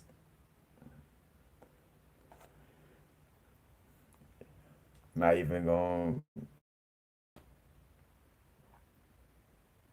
yeah, but not going too. You know, just simply put, you know what I'm saying, gods and heroes, but the hero aspect like Haru, you know what I'm saying? Also I thought of uh and also not getting too deep on the gods and God, but just remembering that again, gods from the Gnostic perspective and you know in the sense of it. Hence why again like I realized like I don't resonate too much with like the gods aspect. Like it's funny because I understand what somebody is saying when they like, oh, peace, God, or what's up, God. You know what I'm saying? And stuff like that. But it's like one of those things like with the word woke. And I realized that like a word could be trampled on so much that it's like, man, I don't even really want to be associated. It kind of, on the flip side, kind of like what happened to the swastika in essence. You know what I'm saying? It's like, you know, Hitler stepped on it so much that some people have trouble acknowledging it as what it was originally for, which in essence was like the heart chakra and, you know, in essence, kind of like expression of like the four elements, you know, coming into one, you know, almost like a hurricane or like a you know like a fan tourist field symbol as well too. You know what I'm saying? But it's like so stepped on. It's the same using the word God. You know, like I won't trip out if somebody says that to me, but I definitely understand the true essence of all that. Like I'm source on a human experience. I am no thing on a human experience. I'm not just the thought of you know what I'm saying. Like I'm not just a idea, you know, it's more than that, you know what I'm saying? Again, yeah, like yeah, a part of my being is an idea and being, you know, a thought, you know. Like it was a thought to be called Ray in a physical body, you know what I'm saying? But just from that perspective of you know, with some with some little correlations to the energy of like, you know, calling yourself God and, you know, everybody different in the way they use different words. Point blank, simply put. But you know, again, like let's see, catching myself going all off of the file. But with the Bifrost again, connecting the Rainbow Bridge, and I made that video again of why things are promoted to make you be disgusted at the Rainbow Bridge, like to make you hate it. So again, like it's attached to, you know, the LGBT community, you know what I'm saying? Be real with you. Again, that's why things are deeper. when talking about a lot of this, because it's like, of course, the government promotes, you know, homosexual behavior to manipulate people into being like that. You know what I'm saying? Like, that's a fact. At the same time, again, like, and I remember Bobby Hemmett bringing that up about like androgynous beings watching over the gateways, you know, Rainbow Bridge, because he talked about a situation like or like the example of like with getting clubs and like be at the door would be like a quote unquote gay person, but like regulating who gets into the club and who get and who can and cannot come in the club. You know what I'm saying? But that's like a correlation to, again, like this energy. But again, in the androgyny is just the aspect of balancing the masculine and feminine energies within, and the energetic expression of it, the energetic expression, or should I say, balancing the yin and yang energies within. You know, it's not about trying to be a man and a woman at the same time. To each his own on how you carry yourself and live your life. You know what I'm saying? Just understanding the true essence of the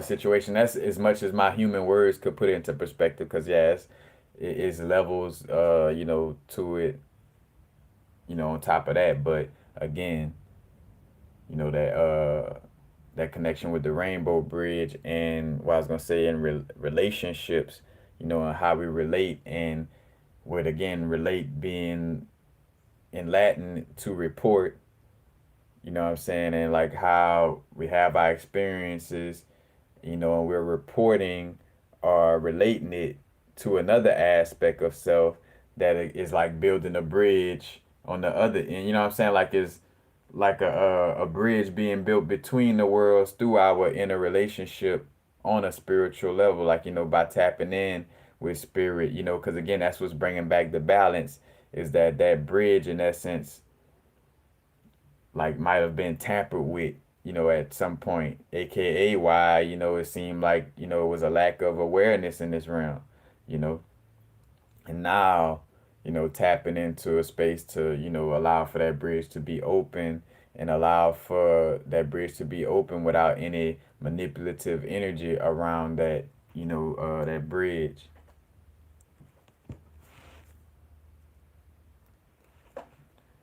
But, relationships being the key.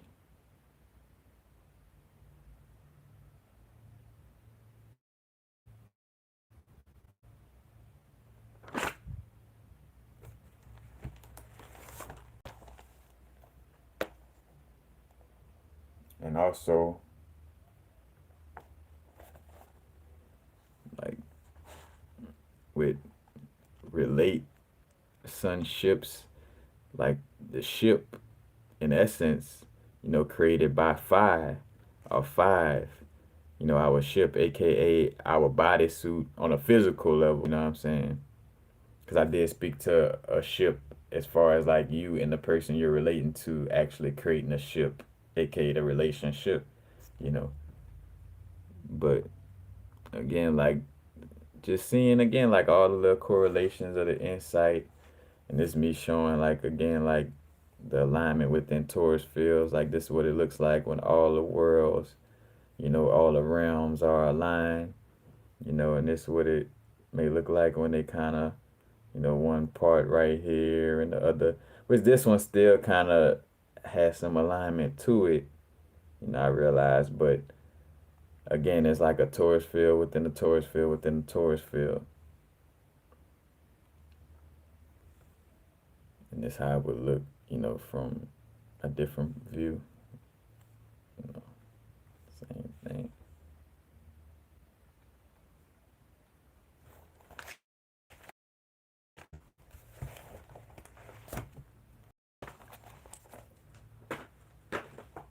Yeah, but again, our relationships with ourselves and our work and what we do,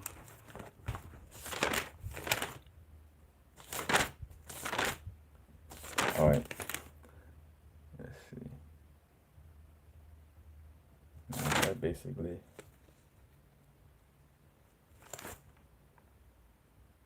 basically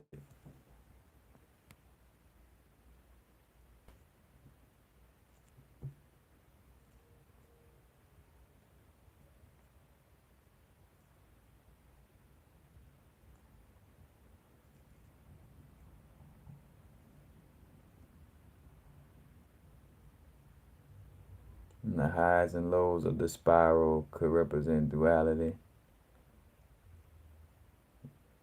Yeah, let's see.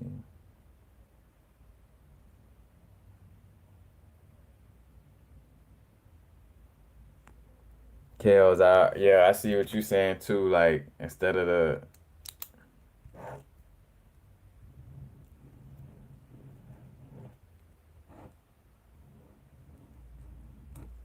you're saying instead of like up and down like this, like more so lateral. Like, oh, I remember this, and then you get further, and it's key for you to still, again, like conceptualize that past experience again, and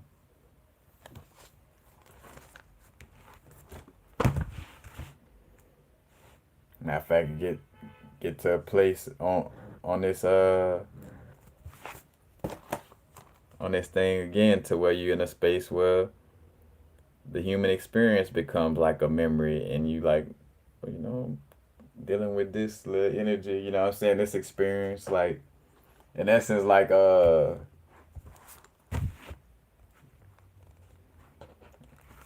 say for instance, not being on the human experience no more, and then as you're experiencing your life outside of the human experience, like having a cycle pop up that reminds you of again like the certain aspects of your human experience.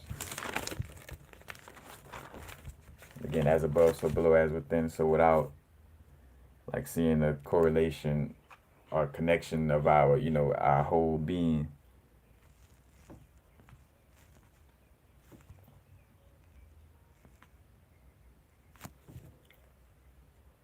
But I just wanted to check in on that, see if there's anything else.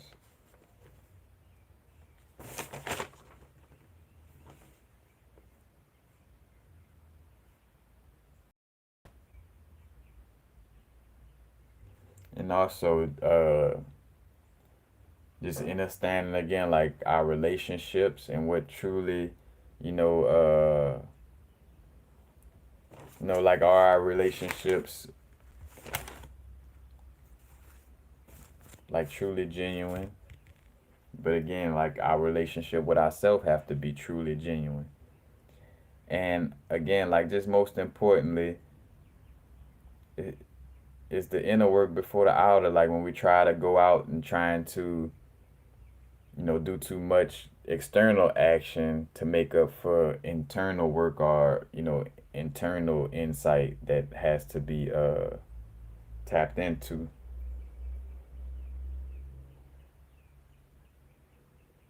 But also looking at love from a perspective of understanding, like, love is more so like it's not a thought.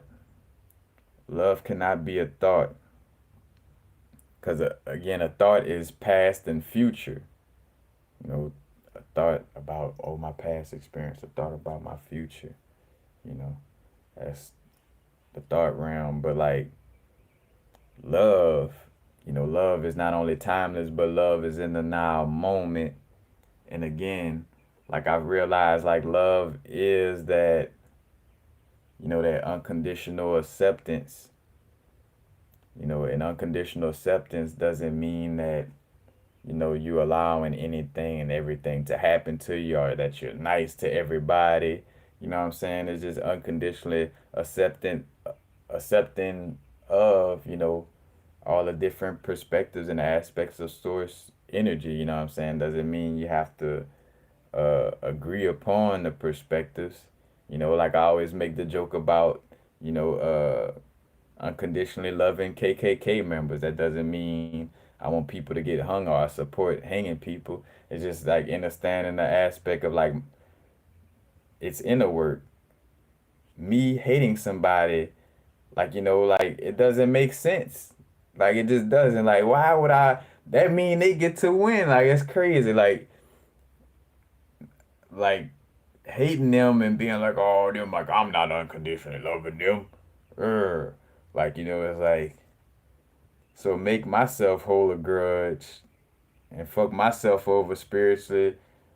It's like, nah, it don't make sense. I just rather, take that grudge away, you know, because what it hurts more than the ego, like the ego or the trauma or the pain body want to hold on to holding that grudge.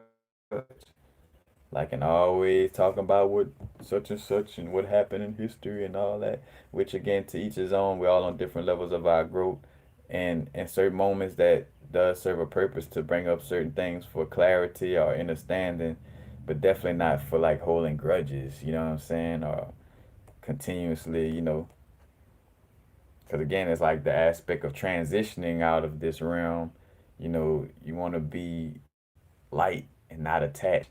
Because if you're holding a grudge about some KKK members, that's matter of fact, is in essence, that's like a little relationship.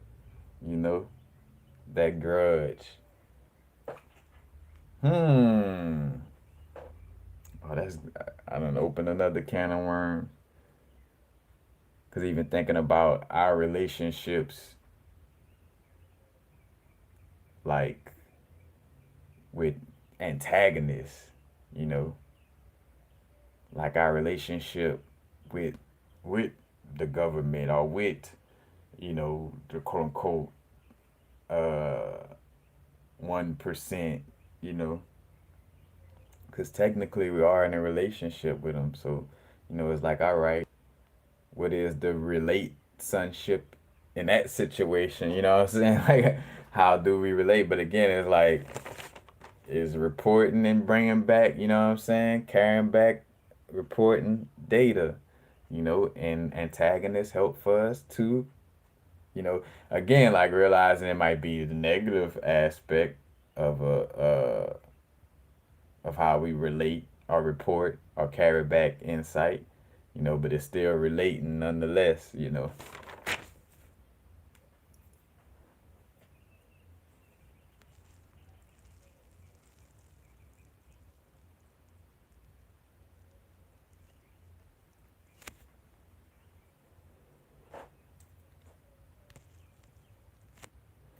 Again, matter of fact, I seen this meme a lot too. Get back at the people who help you throughout your life. That's who you need to get back at. Make sure you deliver something back to them people.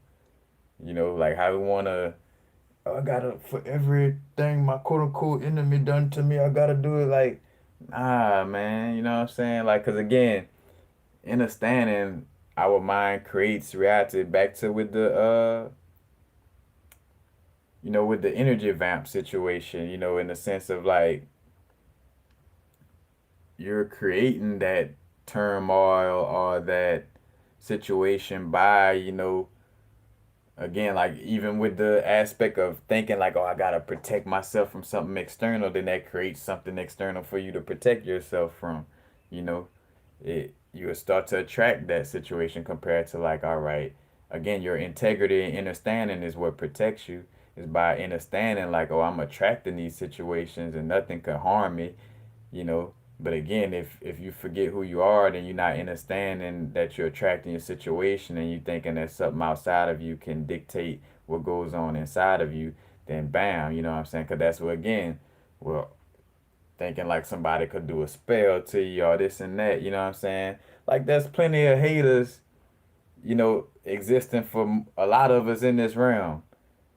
But how powerless would that be if just one of them could just take a voodoo doll and do some shit and then bam and then we moving just like the voodoo doll, then who really controls things if that was the case? But that's not the case, you know but that becomes the case if you believe is the case. You know what I'm saying? Like, that's the name of the game with any type of, like, if somebody's trying to attack you with some type of energy in some way, form, or fashion, the only way of really, really getting at you on that level is to open your mind to the fact that, like, to get you to believe that something can harm you in any way, form, or fashion, you know, because there's also the thousand cut where it might not happen all at once, but the thousand cuts were like, coming across, uh, but it's you attracting it, but where you're attracting piece by piece, people that say things that it's not blatant or hard, but in some way, form, or fashion, it's an idea that's from the perspective of something outside of you harming you, and then it's being said right here, and then and somebody right here kind of brings up something, and if you again, death by a thousand cuts, if you're not realizing that that's little cuts into whenever somebody say stuff like that, corrected in your mind or physically or externally, where you say, oh no, I don't align with that word magic. Cause I used to be that straight up with it too. It's like I don't resonate with that word magic. Now though, I just sometimes I don't, I just like say it to myself, like, nah, that's probably for you. I don't resonate with that shit. Cause I realize another thing too, like I don't have to say it, long as I know. That's it. As long as I know and say it to myself and correct it in that moment, again, in some way, form, or fashion, so it's not agreement. You know what I'm saying? Like, nah, I don't agree to that. Like, cause bro, man, the laws will just pull up on you. Nah, bro, nah. Matter of fact, I'ma holler at you, bro. I got some stuff to. Nah, no, no, no, no. But again, it's a manifestation of the agent Smiths inside of you that pop up outside of you. So you gotta again transmute and do the inner work to release those inner agent Smiths to transmute the external agent Smiths.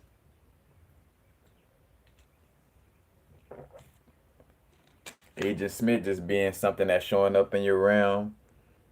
That's a reflection of you not fully knowing yourself. Because again, if it feels like our boundaries being crossed, or in some way, form, or fashion, it is having to do with us understanding ourselves better.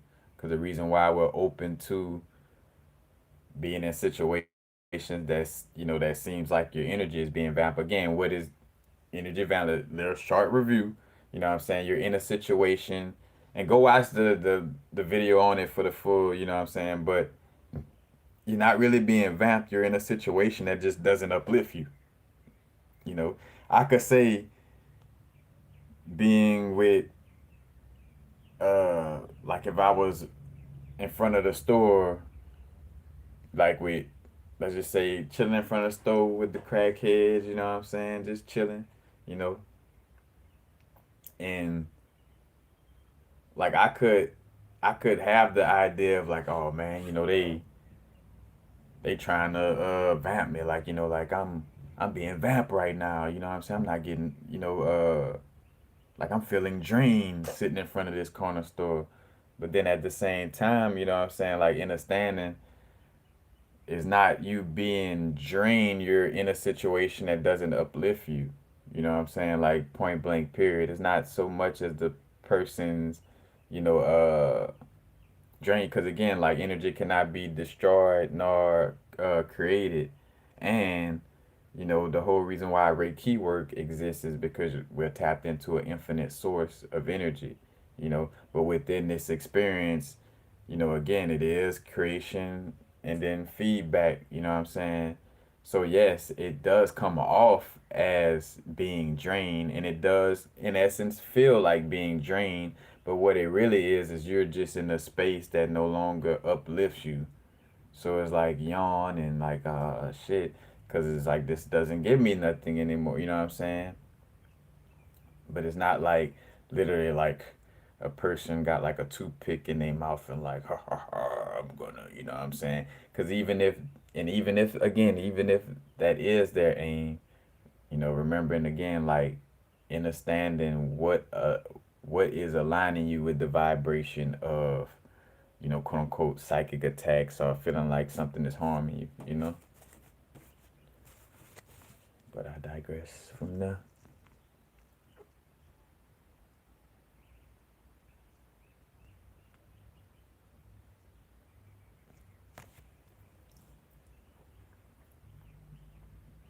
But yeah, I just definitely want to tap in with that, with the correlation of the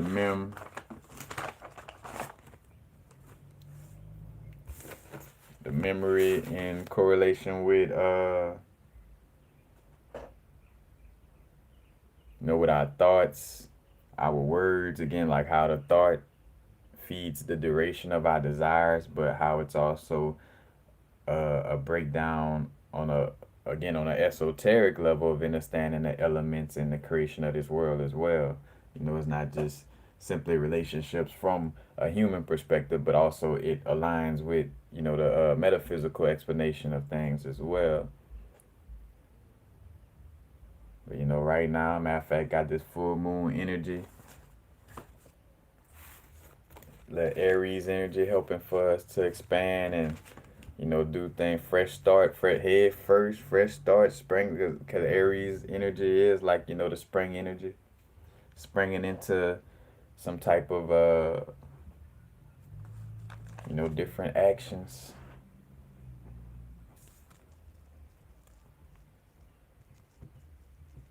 But,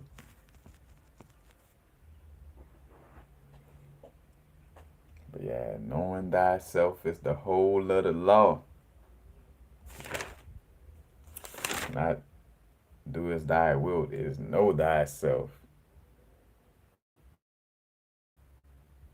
Because that's where your magic happens. That's where your protection at. The protection, magic, quote unquote, be in line with your soul purpose. It's through understanding yourself.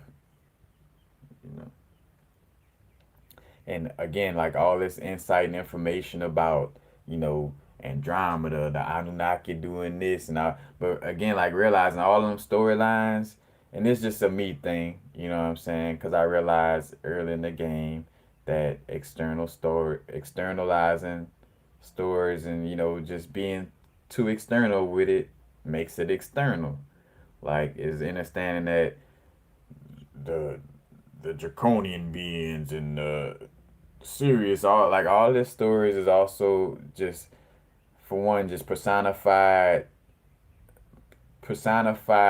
energies of the universe, personified into dog beings or into, and that's not to take away that that energy does not exist on that level in some way, form, or fashion, but it's understanding the perspective from an inner awareness, like again, like we could get, I don't really like using the word we, because like a person could get caught up in, like, oh yeah, this story and the Anunnaki and this and that, but it's like this is a story, of the universe which exists inside of you. So don't externalize these beings as if all this is happening outside of you, aka as if, like again, like externalizing aspects of yourself, because then, the story will seem like it's only playing out outside of you, you know what I'm saying?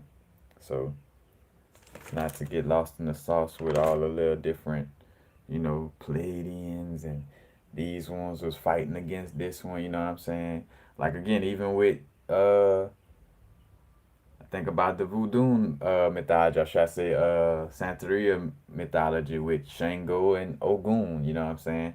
Like, oh, Shango be fighting with Ogun, and Oshun stole Shango from Oya, or Oya got Shango back from, it's like all that is like archetypical stories of the energies inside of us. Literally, Ogun is the type of energy that is a workaholic to the point where it is not that social. It's like all about work, work, work.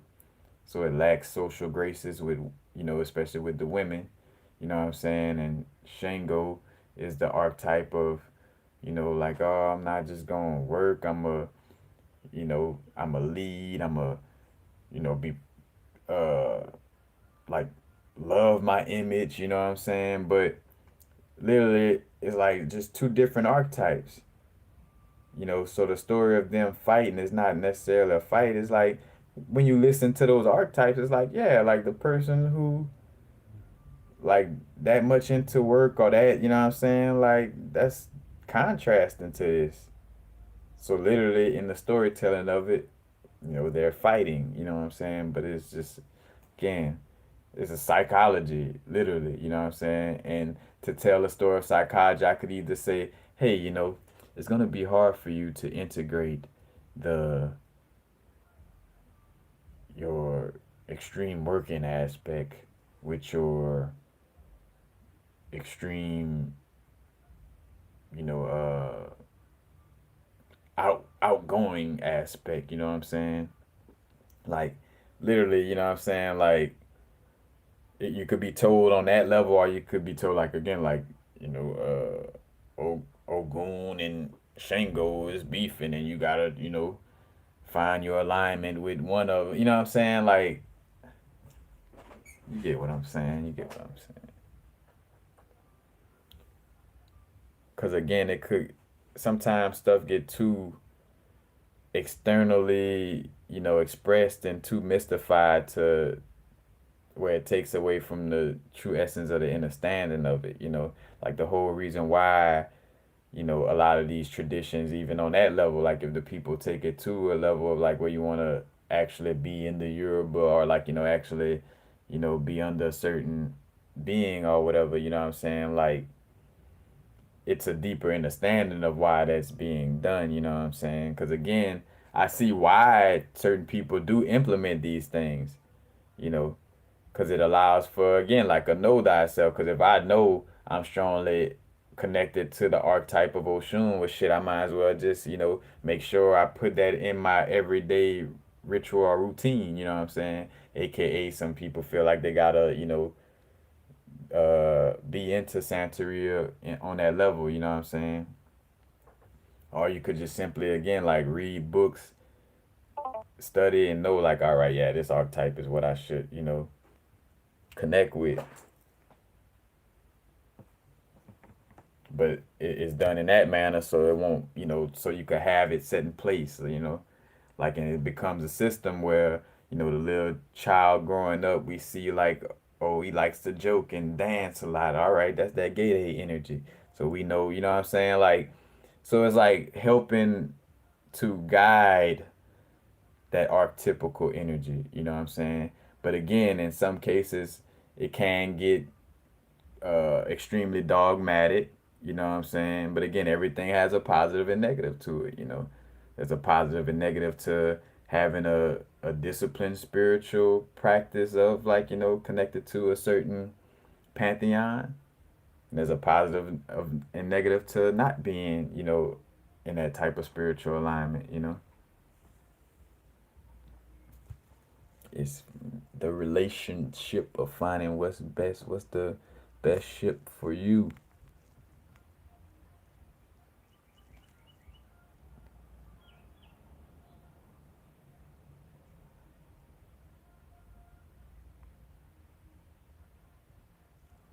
Let's say Blue Collar versus Pookie and Ray Ray.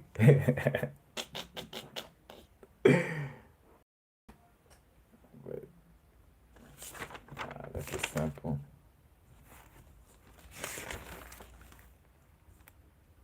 But look, cause I could feel the energy, I feel spirit moving. I done said everything that needs to be said.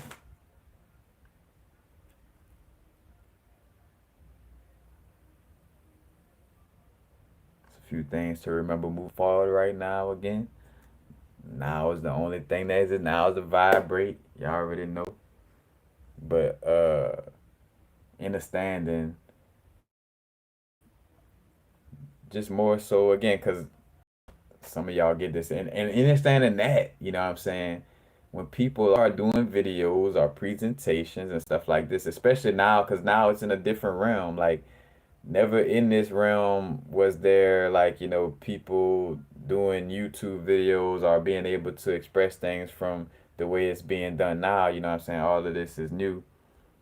But what I was gonna say, is I was gonna bring up how to, you know for sure that you're not responsible for other people's energy or happiness.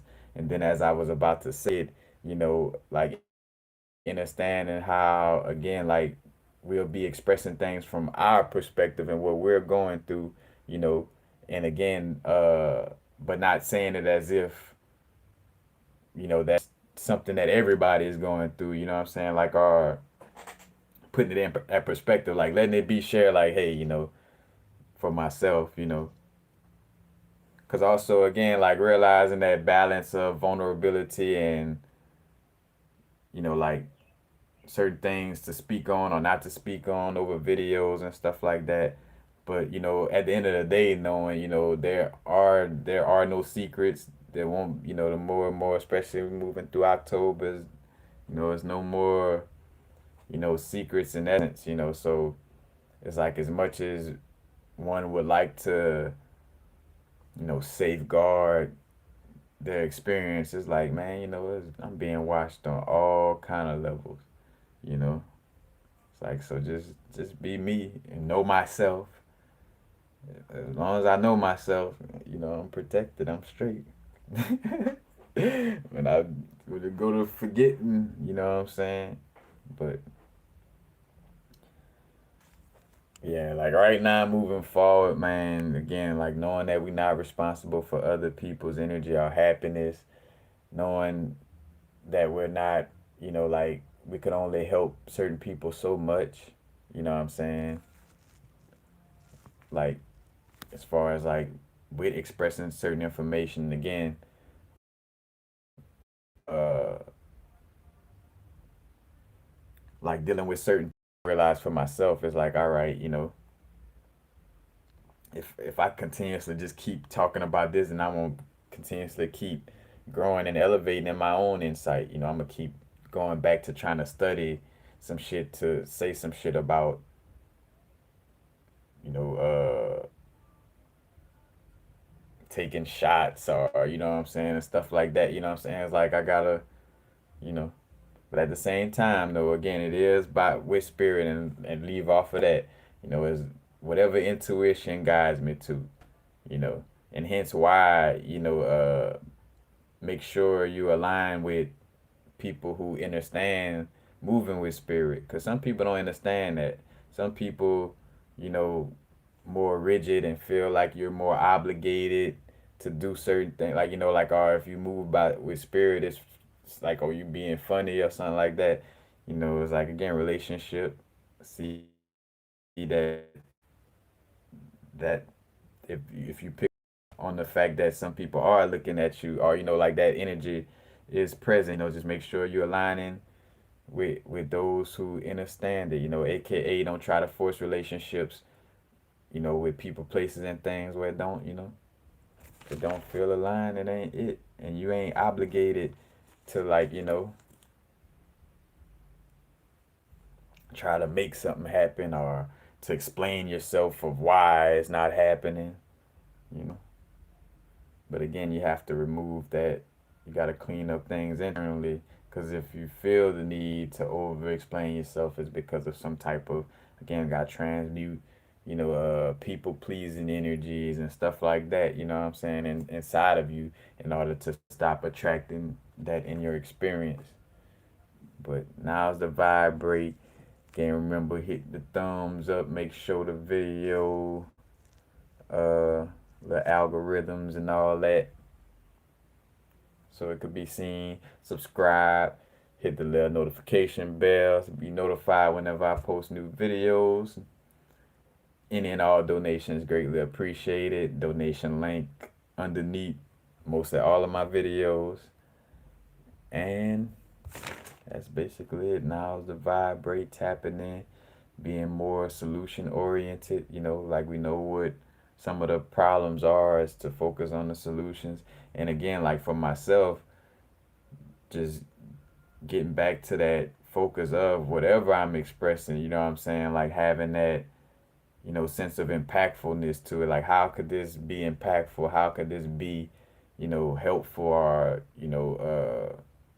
solution oriented? Like, is this just insight that's just like, blah, here's this, and just sit with it? You know what I'm saying?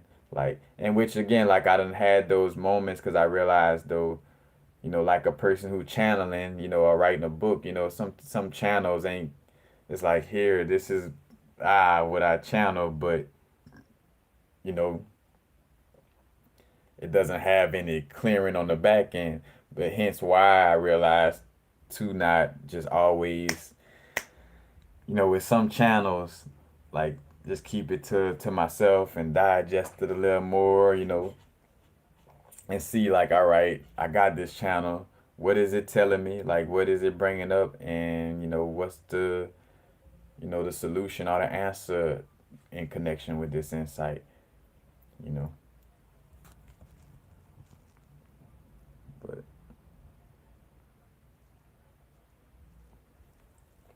peace to everybody. Muna, Straight Panther, Fabine G, Amber Ellis, American Indian, Mitchemi, Mitchemi, El Ray, West Combs, Yogi G Rue. Peace. I holla at y'all. Y'all already know now is a vibe break. Not too far in the future, not too far in the past. Right now. How are we relating with ourselves and others? Peace.